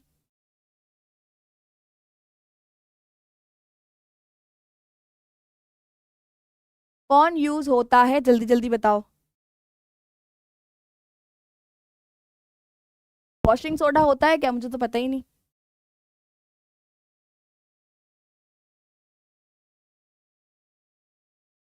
हाँ, जो ग्लास और पेपर है वहां पर हम जनरली Na2CO3 को यूज करते हैं। Please don't write at washing soda, क्योंकि वॉशिंग सोडा में तुम 10H2O भी यूज करोगे, तब जाकर वो वॉशिंग सोडा बनेगा। This is anhydrous sodium carbonate. ये अनहाइड्रस सोडियम कार्बोनेट है जिसे हम यूज करते हैं हमारे ग्लास और पेपर की मैन्युफैक्चरिंग के अंदर। तो भाई रिएक्शन होती है स्ट्रॉन्ग बेस और वीक एसिड की, तो इसमें जो स्ट्रॉन्ग बेस है वो है NaOH। ये स्ट्रॉन्ग बेस हो जाएगा हमारा, और इसमें हमारा जो ये एसिड है ये है कार्बोनिक एसिड H2CO3। ये हमारा है वीक एसिड। ठीक है, तो एक्स आइडेंटिफाई कर लिया, केमिकल फॉर्मूला भी लिख दिया, बता भी दिया कौन सा स्ट्रॉन्ग एसिड है और कौन सा वीक एसिड है, वो भी हमने यहाँ पर आपको बता दिया। ठीक है, हाँ बेटा वॉशिंग सोडा ही है, कौन मना कर रहा है। But washing soda word use नहीं करेंगे, हम सोडियम कार्बोनेट लिखेंगे, क्योंकि वॉशिंग सोडा के लिए फिर आप 10H2O भी यूज करोगे, डॉट 10H2O, तब जाकर वो स्पेसिफिकली क्या बनेगा, वॉशिंग सोडा बनेगा। ठीक है, और ये जो है ये अनहाइड्रस फॉर्म है, यानी कि इसमें कोई वाटर मॉलिक्यूल नहीं है, वाटर ऑफ क्रिस्टलाइजेशन इसके अंदर प्रेजेंट नहीं है। ठीक है, चलो नेक्स्ट, अब ये कौन कौन बताएगा।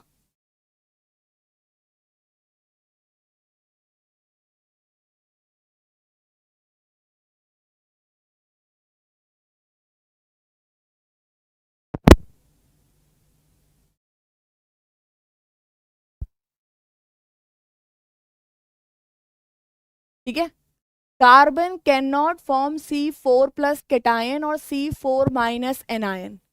Explain the energy constraints or stability issues that prevent carbon from forming ionic bonds। हमने एनसीईआरटी की एक पर्टिकुलर लाइन पढ़ी है कि कार्बन हमेशा कोवेलेंट बॉन्ड बनाता है। कार्बन हमेशा कौन सा बॉन्ड बनाता है, कोवेलेंट बॉन्ड बनाता है। कोवेलेंट बॉन्ड हमारे लिए क्या होता है, शेयरिंग बॉन्ड होता है, शेयरिंग बॉन्ड होता है, जहां पर कार्बन जो है अपने इलेक्ट्रॉन्स को दूसरे एटम्स के साथ में और इवन खुद के जो दूसरे एटम्स हैं उनके साथ भी वो शेयर करता है।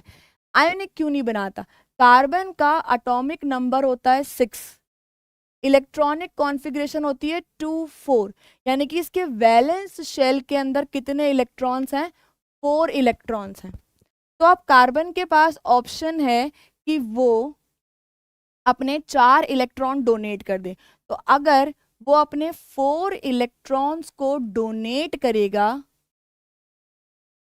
तो उसके पास प्रोटॉन्स अभी भी कितने होंगे? 6, लेकिन इलेक्ट्रॉन्स डिक्रीज होकर कितने रह जाएंगे? 2। जो न्यूक्लियर फोर्स ऑफ अट्रैक्शन है, जो न्यूक्लियस की तरफ से फोर्स आ रहा है, वो बहुत ज़्यादा स्ट्रांग हो जाएगा, तो ये एनर्जेटिकली फेवरेबल नहीं रहेगा। सिमिलरली अगर हम दूसरा स्टेप देखें कि भाई ऑक्टेट कंप्लीट करने के लिए 4 इलेक्ट्रॉन गेन भी कर सकता है, तो अगर ये 4 इलेक्ट्रॉन को गेन करे तो यहाँ पर अभी भी प्रोटॉन 6 ही हैं, लेकिन इलेक्ट्रॉन इंक्रीज होकर कितने हो जाएंगे? 10 इलेक्ट्रॉन्स हो जाएंगे।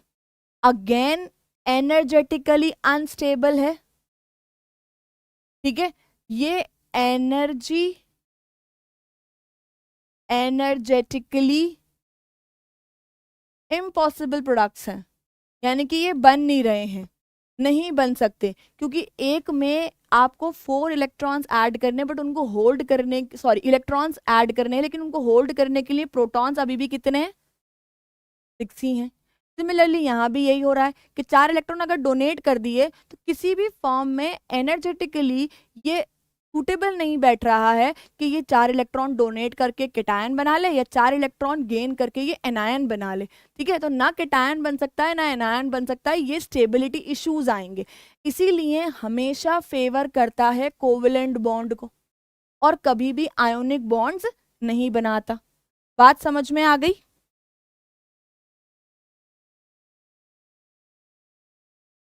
वेरी गुड, ठीक है। तो ये डिफरेंसेस होने की वजह से ये कभी भी आयोनिक कंपाउंड्स नहीं बना सकता, आयोनिक बॉन्ड्स नहीं बना सकता है, ठीक है। चलो next question. Why do members of a homologous series show a gradual change in physical properties but similar chemical properties? अब होमोलोगस सीरीज की अगर हम बात करें तो होमोलोगस सीरीज का मतलब होता है, होमोलोगस सीरीज का मतलब होता है सेम ग्रुप होगा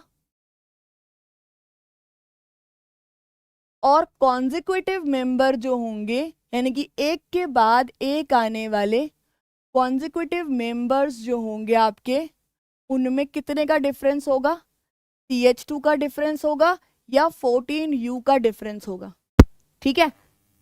वो नॉर्मली कह रहा है कि क्यों फिजिकल चेंजेस हो जाते हैं लेकिन केमिकल प्रॉपर्टीज सेम रहती हैं। अब मैं बहुत सिंपल सा एग्जांपल लेके तुमको एक्सप्लेन कर रही हूँ, मैं एल्केन्स की बात कर रही हूँ।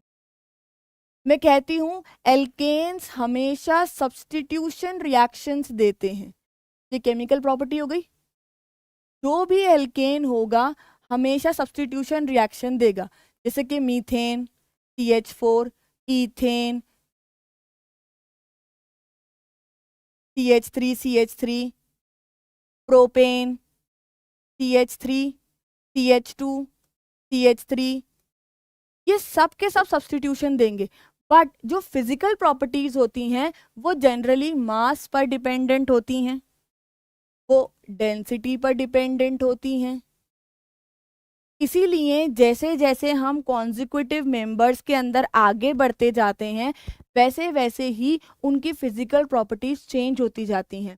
जनरली इनिशियल मेंबर्स जो होमोलोगस सीरीज के होते हैं उसमें 1 कार्बन, 2 कार्बन, 3 कार्बन होते हैं, साइज बहुत छोटा होता है, जनरली गैशियस नेचर शो करते हैं।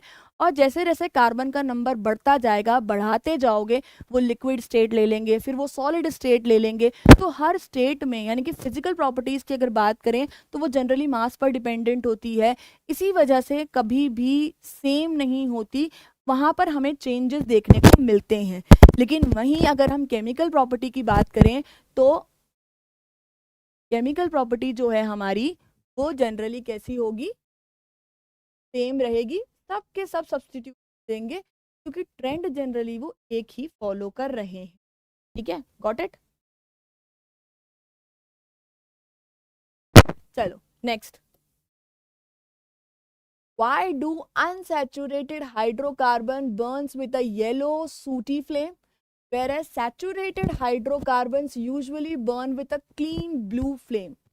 ये इंपॉर्टेंट क्वेश्चन है और बहुत बार घुमा घुमा के आ जाता है कि भाई कंपाउंड का कभी नाम दे दिया कि ये तो ब्लू कलर की फ्लेम से जल रहा है, ये येलो कलर की फ्लेम से जल रहा है, तो इनका तुम्हें ध्यान रखने की जरूरत है।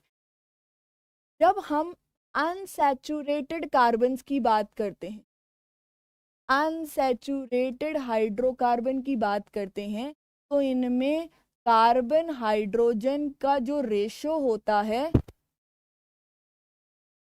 ह्यूज डिफरेंस होता है। कार्बन ज्यादा होते हैं as compare to the hydrogen, तो वो ह्यूज डिफरेंस जो है because of the double bond, because of the triple bond, hydrogen कम हो जाते हैं as compare to the carbon part. तो इस चीज को देखने के लिए कि यहाँ पर अब जब कार्बन का अमाउंट ज्यादा हो जाएगा, हाइड्रोजन का amount as compare to carbon कम हो जाएगा, तो यहाँ पर प्रॉपर कंबशन नहीं होगा। जब प्रॉपर कंबशन नहीं होगा तो यहां से मिलेंगे हमको अनबर्न्ड कार्बन, यहां से मिलेंगे हमको अनबर्न्ड कार्बन, और वही सूट होता है, और वही क्या होता है, सूट होता है। ठीक है, वही सूट होता है। इसीलिए ये कौन सी फ्लेम से जलते हैं, येलो फ्लेम से। और वहीं अगर हम बात करें सैचुरेटेड कंपाउंड्स की, तो सैचुरेटेड कंपाउंड्स में कार्बन हाइड्रोजन का रेशो जो होता है वो बिल्कुल एप्रोप्रिएट होता है। उस एप्रोप्रिएट रेशो की वजह से ये कार्बन हाइड्रोजन कंपाउंड्स जो हैं, जो सैचुरेटेड हैं, ये प्रॉपरली जलेंगे और इनसे आपको प्रोडक्ट में कार्बन डाइऑक्साइड, वाटर और लार्ज अमाउंट ऑफ हीट और लाइट मिले। इसीलिए अगर आपने पढ़ा है कि सीएनजी है, एलपीजी है, इनमें जनरली कौन से कंपाउंड्स होते हैं, सीएनजी एलपीजी जनरली प्रेजेंट होते हैं सैचुरेटेड कंपाउंड। सीएनजी में मीथेन प्रेजेंट होती है प्रोमिनेंटली, और एलपीजी के अंदर प्रोपेन ब्यूटेन होते हैं, तो सैचुरेटेड कंपाउंड्स हैं। ठीक है, इसीलिए हम इनको देखते हैं। हम ये भी लिख सकते हैं जैसा आपने लिखा है कि वहाँ कंप्लीट कंबशन होता है, तो वो क्यों हो रहा है उसका रीजन मैंने आपको बता दिया कि भाई इसलिए हो रहा है क्योंकि रेशोज जो हैं उसमें डिफरेंसेस। कार्बन हाइड्रोजन का रेशो जो है सैचुरेटेड में वो एप्रोप्रिएट रेशो होता है, लेकिन जो अनसैचुरेटेड कंपाउंड्स हैं वहां पर कार्बन ज्यादा होता है as compare to the hydrogen. ठीक है, चलो। An organic compound X is a liquid at room temperature and is the active ingredient of all alcoholic drinks. Upon heating X with alkaline KMnO4, it is converted into compound Y, which turns blue litmus red. Identify XY. करो पहले question करो।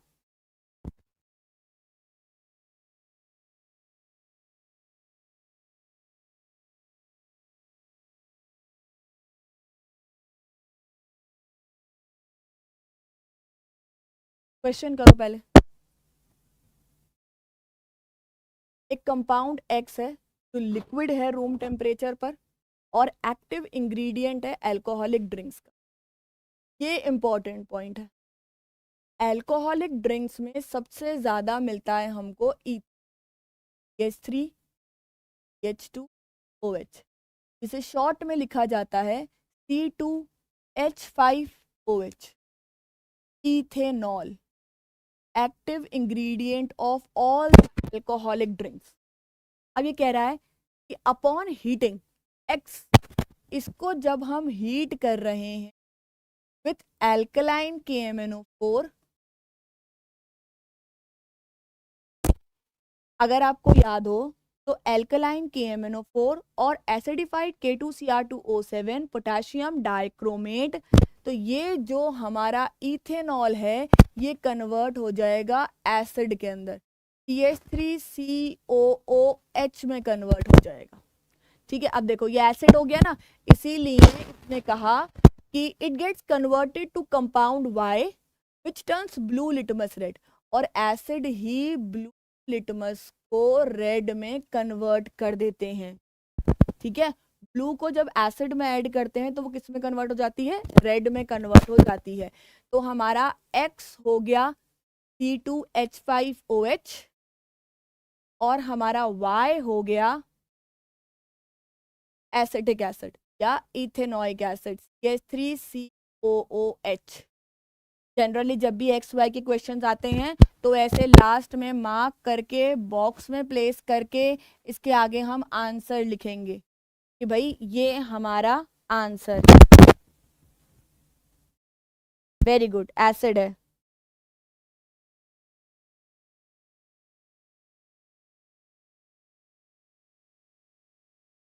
ठीक, तो ये हमारे important reactions हैं जो generally इस चैप्टर से पूछी जाती है। तो एल्कलाइन KMnO4 हो गया, एसिडिफाइड K2Cr2O7 हो गया, पोटेशियम परमैंगनेट, पोटेशियम डाइक्रोमेट, इनके साथ में जब हम रिएक्शन देखते हैं तो अल्कोहल हमेशा कार्बोक्सिलिक एसिड के अंदर चेंज हो जाता है। ठीक है, ये करो।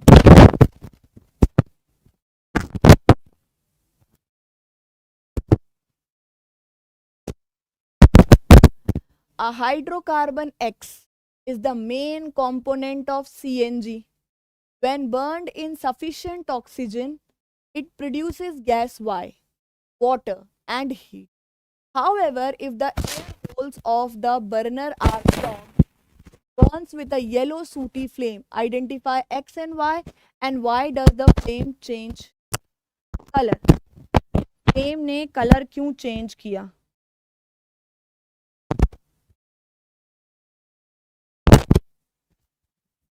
अभी मैंने तुमको पीछे बताया था कि CNG का जो मेन कंपोनेंट है वो मीथेन। मीथेन का फॉर्मूला होता है CH4। जब इसको सफिशिएंट ऑक्सीजन मिल रही है तो ये गैस प्रोड्यूस कर रहा है Y। तो मीथेन जब ऑक्सीजन से रिएक्शन करता है, मतलब इसकी हम कंबशन करवाते हैं, तो ये हमको देता है कार्बन डाइऑक्साइड और ये हमको देता है वाटर, हीट और लाइट, सफिशिएंट ऑक्सीजन के। ठीक है, क्योंकि ये क्या है, एक सैचुरेटेड कंपाउंड है और सैचुरेटेड कंपाउंड्स हमेशा सफिशिएंट ऑक्सीजन के अंदर हमको ब्लू फ्लेम देते हैं। लेकिन वहीं अगर बर्नर के होल्स ब्लॉक हो जाएंगे, ऑक्सीजन अंदर पूरी तरह से नहीं जाएगी, तो यही सैचुरेटेड कंपाउंड तुम्हें येलो फ्लेम देगा। कब देगा? इनसफिशिएंट ऑक्सीजन के टाइम पर। इनसफिशिएंट ऑक्सीजन के टाइम पर हमको ये नहीं, भाई अनसैचुरेटेड नहीं हो जाएगा, ये सैचुरेटेड ही रहेगा। लेकिन क्योंकि इसको ऑक्सीजन पूरी तरह से नहीं मिल रही है, इसीलिए इसने येलो फ्लेम देना शुरू कर दिया।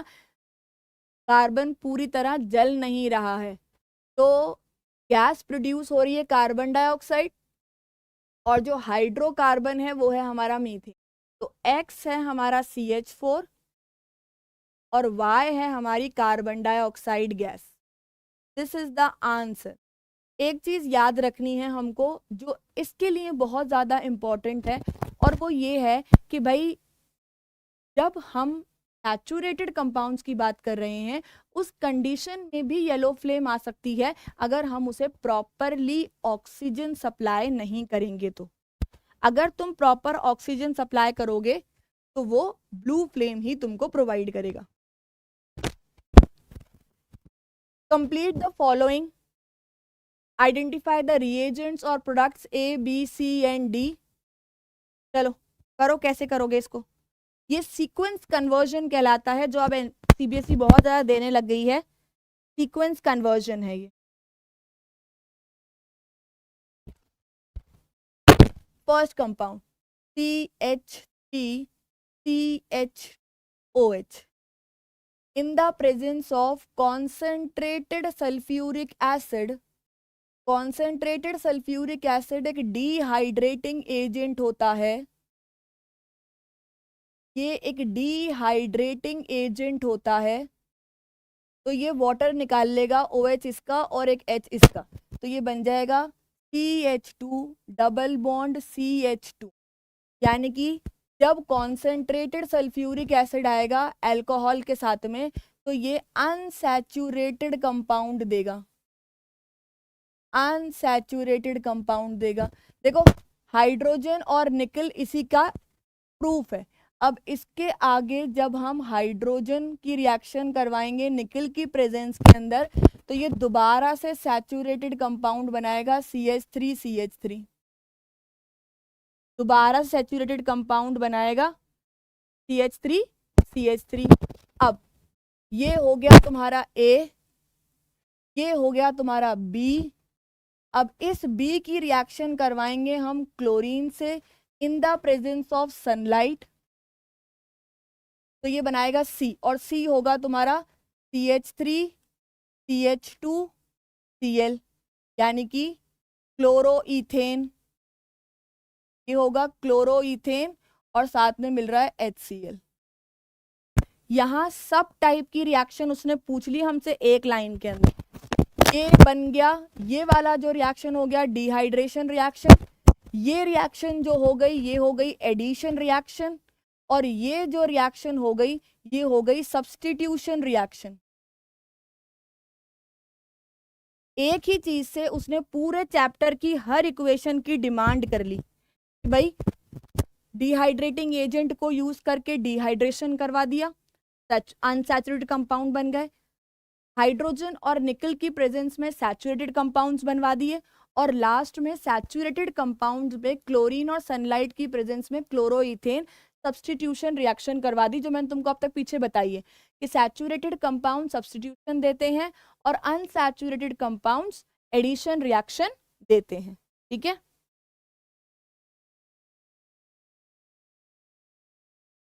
3 मार्क्स क्वेश्चन।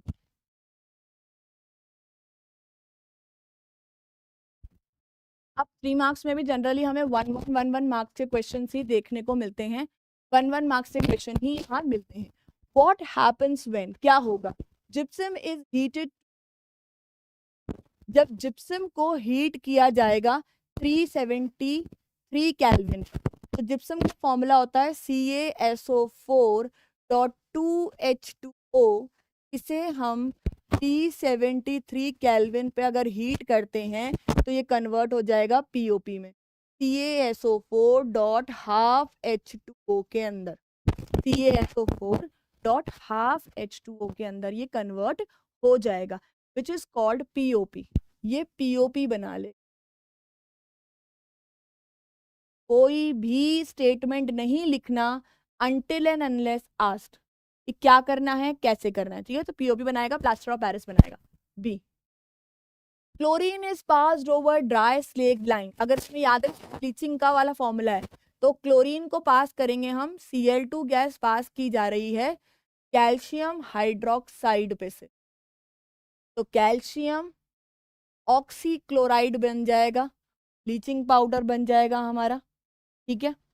और थर्ड है copper sulphate crystals are heated, तो CuSO4.5H2O को जब हीट किया जाता है तो ये इनिशियली होते हैं कलर के, और बाद में ये CuSO4 प्लस 5H2O बन जाते हैं, और ये होता है तुम्हारा वाइट कलर का anhydrous copper sulphate, white colour का अनहाइड्रस कॉपर सल्फेट।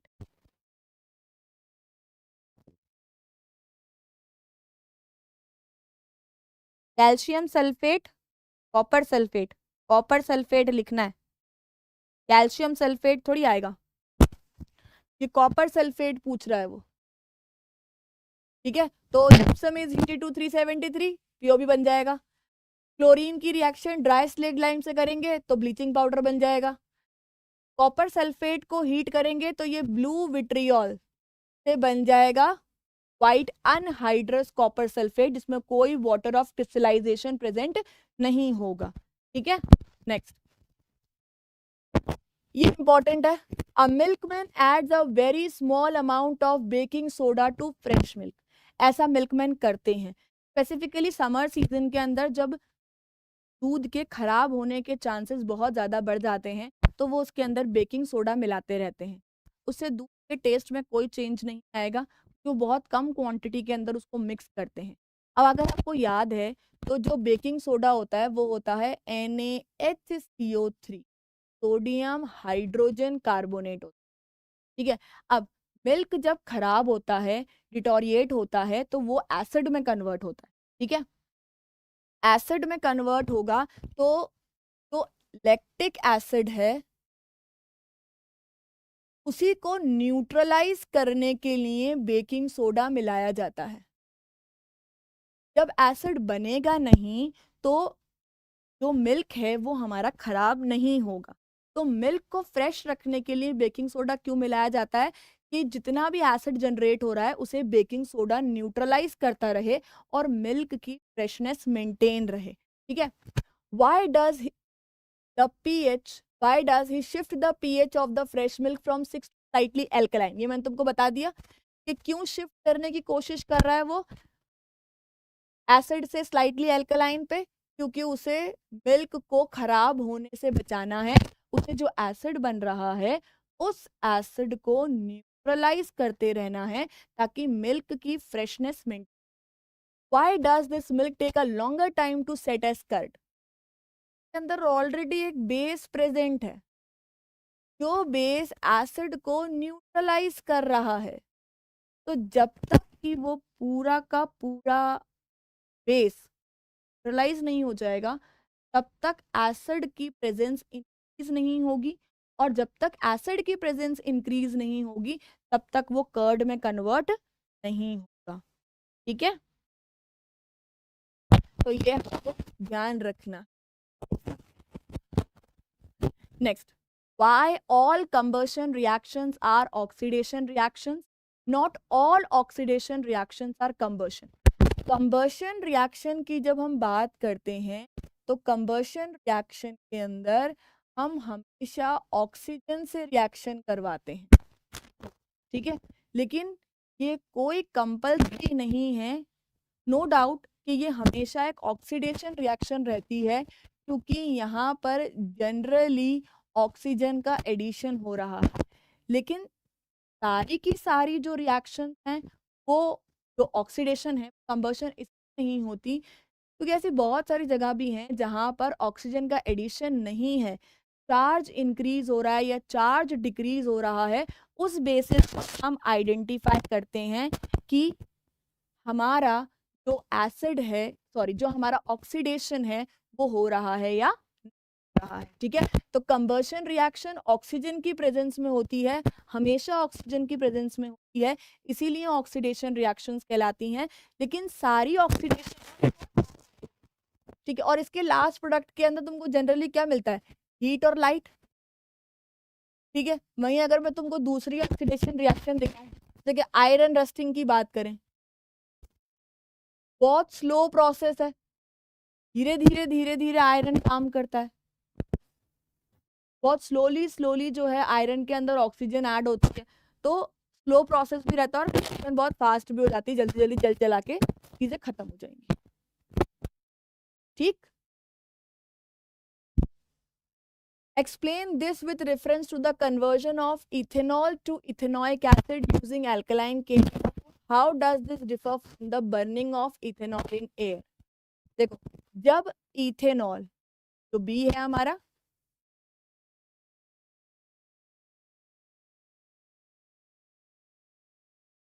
जब ethanol CH3 CH2OH alkaline KMnO4 से रिएक्शन करेगा तो हमें देगा acetic acid CH3OOH।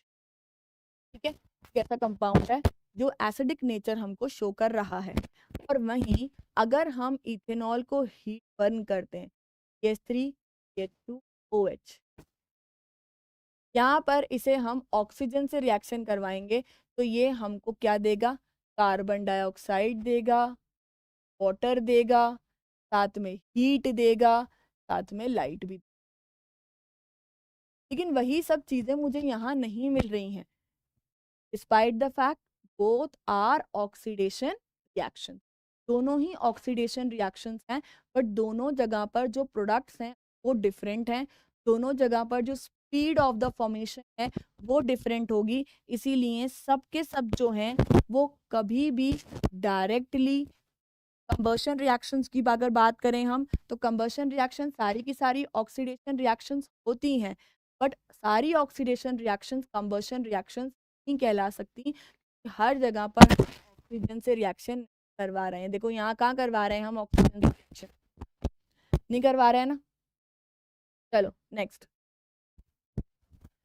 Equal length of magnesium ribbons are taken in test tube.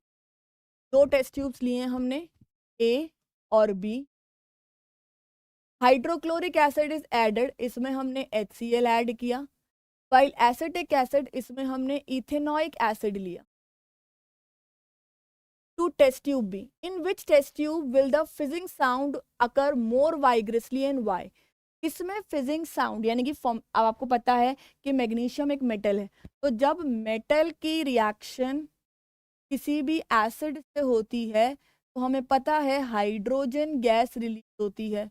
उस हाइड्रोजन गैस की फिजिंग साउंड किस में सबसे वाइग्रस होगी, सबसे ज़्यादा होगी?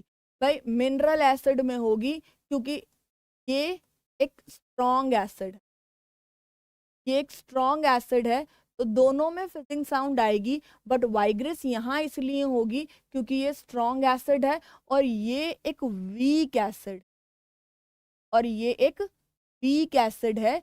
इस वजह से यहाँ पर जो फिजिंग साउंड होगी वो बहुत ही ज्यादा क्या हो जाएगी, लाइट हो जाएगी। ठीक,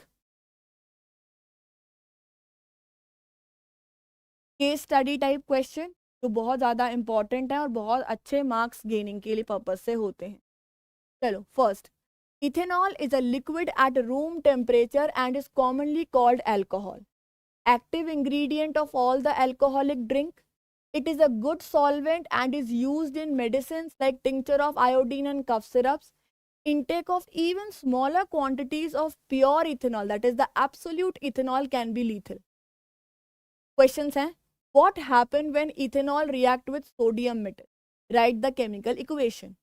तो भाई जब ethanol CH3 CH2 OH react करेगा सोडियम मेटल के साथ में, सोडियम मेटल जो है वो एक हाईली रिएक्टिव मेटल होता है, जिसकी वजह से हाइड्रोजन रिप्लेस हो जाएगी, ये बन जाएगा C2H5ONA O-Na+। तो यहाँ पर हाइड्रोजन को ये रिप्लेस कर देगा और हाइड्रोजन गैस प्रोवाइड करेगा। ठीक है, अब यहाँ नेक्स्ट क्या कह रहा है, केमिकल इक्वेशन लिख दिया हमने। How can you convert ethanol to ethene, name the reagent use. भाई इसी इथेनॉल को अगर कॉन्सेंट्रेटेड सल्फ्यूरिक एसिड के साथ में करेंगे एट 443 केल्विन, तो ये कन्वर्ट हो जाएगा CH2 डबल बॉन्ड CH2 के अंदर। तो जो रिएजेंट है वो कॉन्सेंट्रेटेड सल्फ्यूरिक एसिड है। Very good. Last, is ethanol an acidic basic और न्यूट्रल कंपाउंड। देखो अभी यहाँ पर कंफ्यूज करने के लिए पूछा उसने, क्योंकि आपने यहाँ पर एक इक्वेशन के अंदर उसको बताया कि जब मेटल के साथ में अल्कोहल की रिएक्शन हुई तो हाइड्रोजन गैस निकली, और अभी मैंने तुमको पहले बताया था कि जब भी कोई मेटल एसिड से रिएक्शन करता है तो हाइड्रोजन निकलती है। लेकिन जो अल्कोहल होता है, जो स्पेशली हमारा कौन है, इथेनॉल है, ये न्यूट्रल है भाई, ना ये एसिड है ना ये बेस है, ये न्यूट्रल होता है। इसकी हाइड्रोजन डोनेशन वाली हाइड्रोजन नहीं है जैसे एसिड्स की होती है कि वो डोनेट करे वाटर के अंदर H+ आयन की फॉर्म में। अब सोडियम के साथ क्यों हाइड्रोजन गैस निकली, क्योंकि सोडियम हाईली रिएक्टिव मेटल होता है और उसमें कैपेसिटी होती है रिएक्शन को बहुत जल्दी वाइग्रसली करने की, तो उसने हाइड्रोजन को उसकी प्लेस से रिप्लेस कर दिया, बट ऐसा कोई और दूसरा मेटल नहीं कर पाएगा। इसीलिए सिर्फ सोडियम की रिएक्शंस जो हैं वो मेंशन्ड हैं हमारी NCERT में इथेनॉल के साथ में, और किसी की नहीं है। ठीक, तो इससे हमें एक सॉल्ट और एक हाइड्रोजन गैस मिला, बट एक्चुअल जो नेचर है अल्कोहल का वो न्यूट्रल होता है। OH होने की वजह से बहुत बार हम समझते हैं कि ये बेस है, तो ये बेस भी नहीं है, क्योंकि बेस और एसिड का क्राइटेरिया हमने सेकेंड चैप्टर में पढ़ा है कि सिर्फ वही एसिड और बेस होते हैं जो H+ और OH- को एक्वस सॉल्यूशन में देते हैं। ठीक है, the pH of the solution is a measure of its acidity or alkalinity. Human blood has a pH of 7.4. If the pH of rain falls below 5.6, it is called acid rain. Our stomach produces HCl, which helps in the digestion of food without harming the stomach. During indigestion, stomach produces too much acid and this causes pain and irritation. To get rid of this pain, people uses bases called antacids. यानी कि ये हमारी NCERT का वो paragraph है जहां पर हमें पीएच का ह्यूमन बींग्स के ऊपर इम्पैक्ट बताया गया था। Why does acid rain affect aquatic life more severely than terrestrial life? क्योंकि जितना भी पानी आता है, जो रेन वाटर होता है, वो सारा का सारा अगर वो ज़्यादा एसिडिक होगी तो वो सारा का सारा फ्लो करता हुआ हमारे आसपास के जितने भी एक्वेटिक रीजन्स हैं, पॉन्ड्स हैं, लेक्स हैं, रिवर्स हैं, उन्हीं में जाकर मिक्स हो जाता है। और इसी वजह से ज़्यादातर उन रीजन्स की जो पीएच होती है वो ड्रास्टिकली डिक्रीज हो जाती है और अंदर रहने वाले जो एनिमल्स हैं, जो प्लांट्स हैं, वो उनकी लाइफ को इम्पैक्ट करता है। ठीक है, name 2 common antacids used to treat acidity. तो एक तो हम बेकिंग सोडा की बात करते हैं NaHCO3 की, और दूसरा हम मैग्नीशियम हाइड्रोक्साइड की बात करते हैं। जो दो कॉमन एंटासिड्स हम लोग यूज कर रहे हैं। How does the pH of our mouth change after eating and how can it be prevented? pH change होता है, या अभी जस्ट मैंने पीछे बताया आपको कि जब हम खाना खाएंगे तो जो स्टक फूड आइटम्स होते हैं उन पर बैक्टीरिया इम्पैक्ट डालते हैं, या हम माउथ की क्लीनिंग नहीं करते, वॉश ऑफ नहीं करते, तो बैक्टीरियाज जो हैं वो जनरेट हो जाते हैं हमारे। वो क्या करते हैं, जितनी भी शुगर्स प्रेजेंट हैं उन्हें वो एसिड्स में कन्वर्ट कर देते हैं, और फिर वो ही हमारे बाद में टीथ को डिग्रेड करने का काम करती है। और प्रिवेंट करने के लिए आप पेस्ट करो। ठीक है, नेक्स्ट, सोप्स आर सोडियम और potassium salts of long chain carboxylic acids. They work effectively in soft water but fail in the hard water because they react with calcium magnesium ions to form an insoluble precipitate called scum. Important है। Detergents, however, are generally ammonium sulfonate salts of long chain carboxylic acids, do not form scum. Why do detergent work effectively even in hard water? Because they do not react with the ions present in the hard water, the calcium and the magnesium ions जो हमारे hard water के अंदर present होते हैं उनके साथ में ये रिएक्शन नहीं करता, इसीलिए इफेक्टिवली ये वर्क करता है हार्ड वाटर के अंदर। Explain the structure of the soap मिजेल। तो भाई सोप का स्ट्रक्चर पहले बनाना है कि ये रीजन हमारा हाइड्रोफिलिक है और ये टेल वाला रीजन हमारा हाइड्रोफोबिक है। अब डर्ट और डस्ट का स्ट्रक्चर, टेल को इससे अटैच करके हेड को दूर करना है, इस तरह से स्ट्रक्चर जनरेट होगा।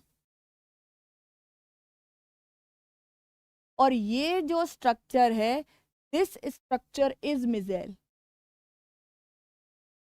और ये सेंटर में जो है ये डर्ट है या फिर ये डस्ट है। और ये जो कंप्लीट सोप के साथ में हमने स्ट्रक्चर जनरेट किया है, यही स्ट्रक्चर जो है हमारा क्या बनता है, मिजेल कहलाता है। Why is soap not suitable for washing clothes with water containing high mineral? Because वो रिएक्ट कर लेता है और रिएक्ट करने के बाद स्कम बना लेता है। स्कम एक प्रेसिपिटेट होता है की वजह से जो सोप है हमारा, सोप की जो इफेक्टिवनेस है, सोप की इफेक्टिवनेस डिक्रीज हो जाती है और इसीलिए हम जनरली इसको यूज नहीं करते। ठीक, next 5 marks question. Draw the structure of the for the following compounds. In compounds के स्ट्रक्चर्स बनाने। तो भाई नाम के अकॉर्डिंग काम होगा। सबसे पहले कह रहा है इथेनॉइक, तो एथ में होते हैं 2 कार्बन, 2 कार्बन। ऑइक कह रहा है तो COOH। और अगर प्रॉपरली स्ट्रक्चर बनाए हम, ओपन स्ट्रक्चर बनाए हम इसका फुल, तो C के साथ में 3 हाइड्रोजन और C डबल बॉन्ड O और OH। This is ethanoic acid. ठीक है। Second bromopentane. पेंटेन कह रहा है तो मतलब 5 कार्बन आएंगे, 4 5, और एक की जगह पर कौन आ जाएगा, ब्रोमीन आ जाएगा, और बाकी के रिमेनिंग प्लेसेस पर आप हाइड्रोजन प्लेस करोगे। सारे की जगहों पर कौन आ जाएगा, हाइड्रोजन, क्योंकि हर कार्बन की जो बॉन्ड है वो 4 हो जाने चाहिए। अब इस वाले कार्बन पे 2 हाइड्रोजन इसलिए आई हैं क्योंकि एक जगह पर ब्रोमीन ने अपना पोजीशन ऑक्यूपाई कर रखा है। ब्यूटेनैल, एल है मतलब एल्डिहाइड बनेगा, तो CH3 CH2 CH2 CHO, aldehyde. CHO होता है एल्डिहाइड। ठीक है। Fourth hexyne. आइन लिखा है मतलब ट्रिपल बॉन्ड आएगा, हेक्स का मतलब 6 कार्बन है, तो CH triple bond C single bond H2 H2 H2 CH3, 1 2 3 4 5 6 carbon हो गए हेक्साइन। Fifth chloromethane. भाई मैथ है 1 कार्बन, 1 क्लोरीन कह रहा है तो 1 क्लोरीन लगा दो, और बाकी कितने हाइड्रोजन लगा दोगे, 3 हाइड्रोजन आप यहां पर प्लेस कर दोगे। ओके, तो ये हमारे 5 स्ट्रक्चर्स हो गए हैं जिन्हें हम ड्रॉ कर सकते हैं अलग अलग फॉर्म में। ठीक है, ये तो देखो एक्सपेंडेड फॉर्म्स हैं, और ये जो मैंने नीचे ड्रॉ किए हैं ये इसकी कंप्रेस्ड फॉर्म है, कंप्रेस्ड स्ट्रक्चरल फॉर्म्स हैं जिनको हम जनरली यूज करते हैं। Next, explain why HCl gas does not change the color of dry blue litmus paper but HCl solution does। देखो एसिड्स की अगर हम बात करें, और अभी थोड़ी देर पहले मैंने तुमको कहा था चाहे एसिड हो चाहे बेस हो, ये अपनी एसिडिटी और बेसिसिटी सिर्फ वाटर के साथ दिखा सकते हैं, क्योंकि वाटर में आने के बाद ये डिसोसिएट हो जाते हैं इनके आयंस में, और जब तक ये आयंस में डिसोसिएट नहीं होंगे तब तक कभी भी इनकी आप पीएच चेक नहीं कर सकते कि ये एसिड्स हैं या बेसिस हैं। तो ड्राई लिटमस पेपर अगर आपके पास प्रेजेंट है और HCl भी गैस की फॉर्म में है, उसमें कोई मॉइस्चर नहीं है, तो आप कभी भी कलर में चेंज नहीं देखोगे। लेकिन वहीं अगर आपकी HCl में मॉइस्चर प्रेजेंट है या फिर आपका लिटमस पेपर आपका वेट है, तो आप वहां पर कलर चेंज ऑब्जर्व कर सकते हो, क्योंकि स्मॉल अमाउंट में ही इनको वाटर की नीड होती है, that they dissociate into their ions. Okay, next, what is meant by the strong acid, weak acid? Give one example of each। भाई strong acid वो होते हैं जो completely dissociate होते हैं, completely dissociate होंगे, और weak वो होते हैं जो partial dissociate होते हैं, जो partial dissociate होते हैं। strong acid में हम example लिख सकते हैं HCl का पार्ट, और इसमें लिख सकते हैं हम इथेनॉइक एसिड का, या हम कार्बोनिक एसिड का एग्जाम्पल लिख सकते हैं, इथेनॉइक एसिड का एग्जाम्पल लिख सकते हैं। ठीक है, how does the concentration of H3O+, तो भाई H3O+ जो है उसे हम हाइड्रोनियम आयन कहते हैं, हाइड्रोनियम आयन। ये तब बनता है जब H+ आयंस जो हैं वो वाटर में रिलीज होते हैं। कौन रिलीज करता है? एसिड्स रिलीज करते हैं इनको वाटर के अंदर, ठीक है। तो change when a solution of N acid is diluted, अगर डाइल्यूट कर दोगे तो H3O+ आयंस जो हैं वो पर यूनिट एरिया डिक्रीज हो जाएंगे। तो how does the concentration of H+ ion decreases, change when a solution of an acid is diluted? The concentration decreases because the number of hydronium ions on adding water decreases per unit area. एक particular area unit के अंदर, पूरे container की area unit के अंदर hydronium ion का amount जो है वो डिक्रीज हो जाएगा और इसीलिए इसका कंसंट्रेशन भी क्या हो जाएगा? डिक्रीज हो जाएगा। ये कब हो रहा है? जब हम उसको डाइल्यूट कर रहे हैं। डाइल्यूशन का मतलब होता है ऐड कर रहे हैं हम वाटर, ठीक है, इसमें हम वाटर ऐड कर रहे हैं। Next, draw the structures and right the names of the first 2 members